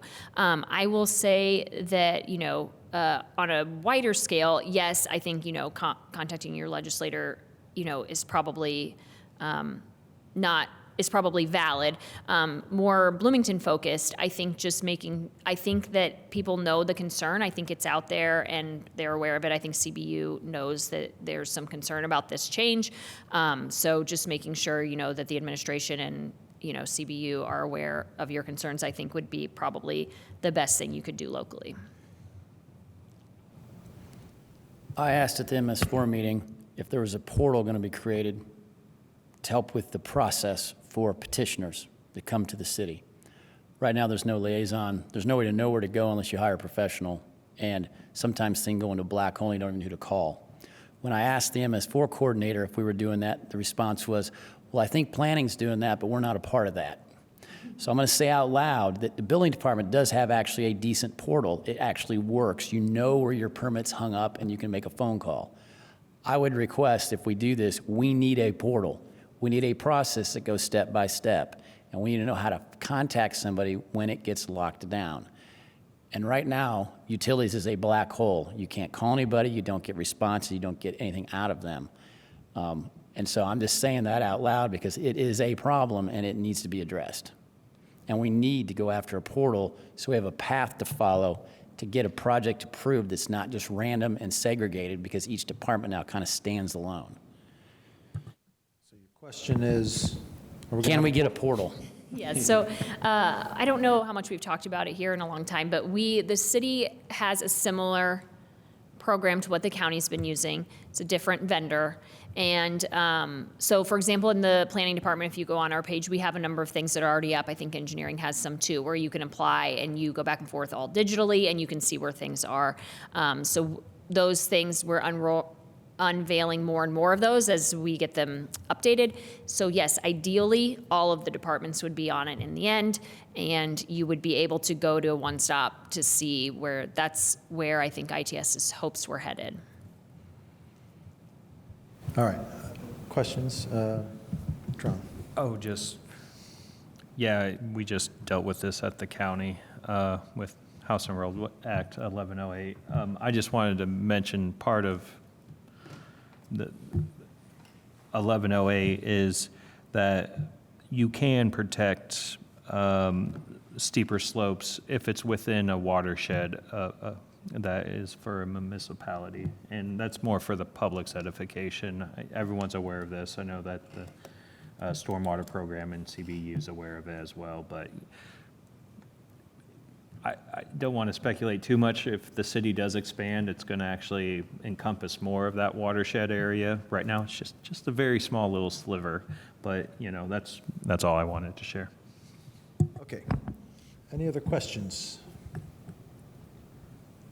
Nope. All right, we will then go to public comment on ZO 30-24. Is there anyone who would like to make comment? Is there anyone online who would like to make comment? No If you're- hands on Zoom. What's that? No, nothing on Zoom. Nothing on Zoom. All right. We're then back to the commission for any final discussion or a motion. As a reminder, the staff's recommendation is that we forward ZO 30-24 to the city council with a positive recommendation, and that we waive the second hearing. Correct, thank you.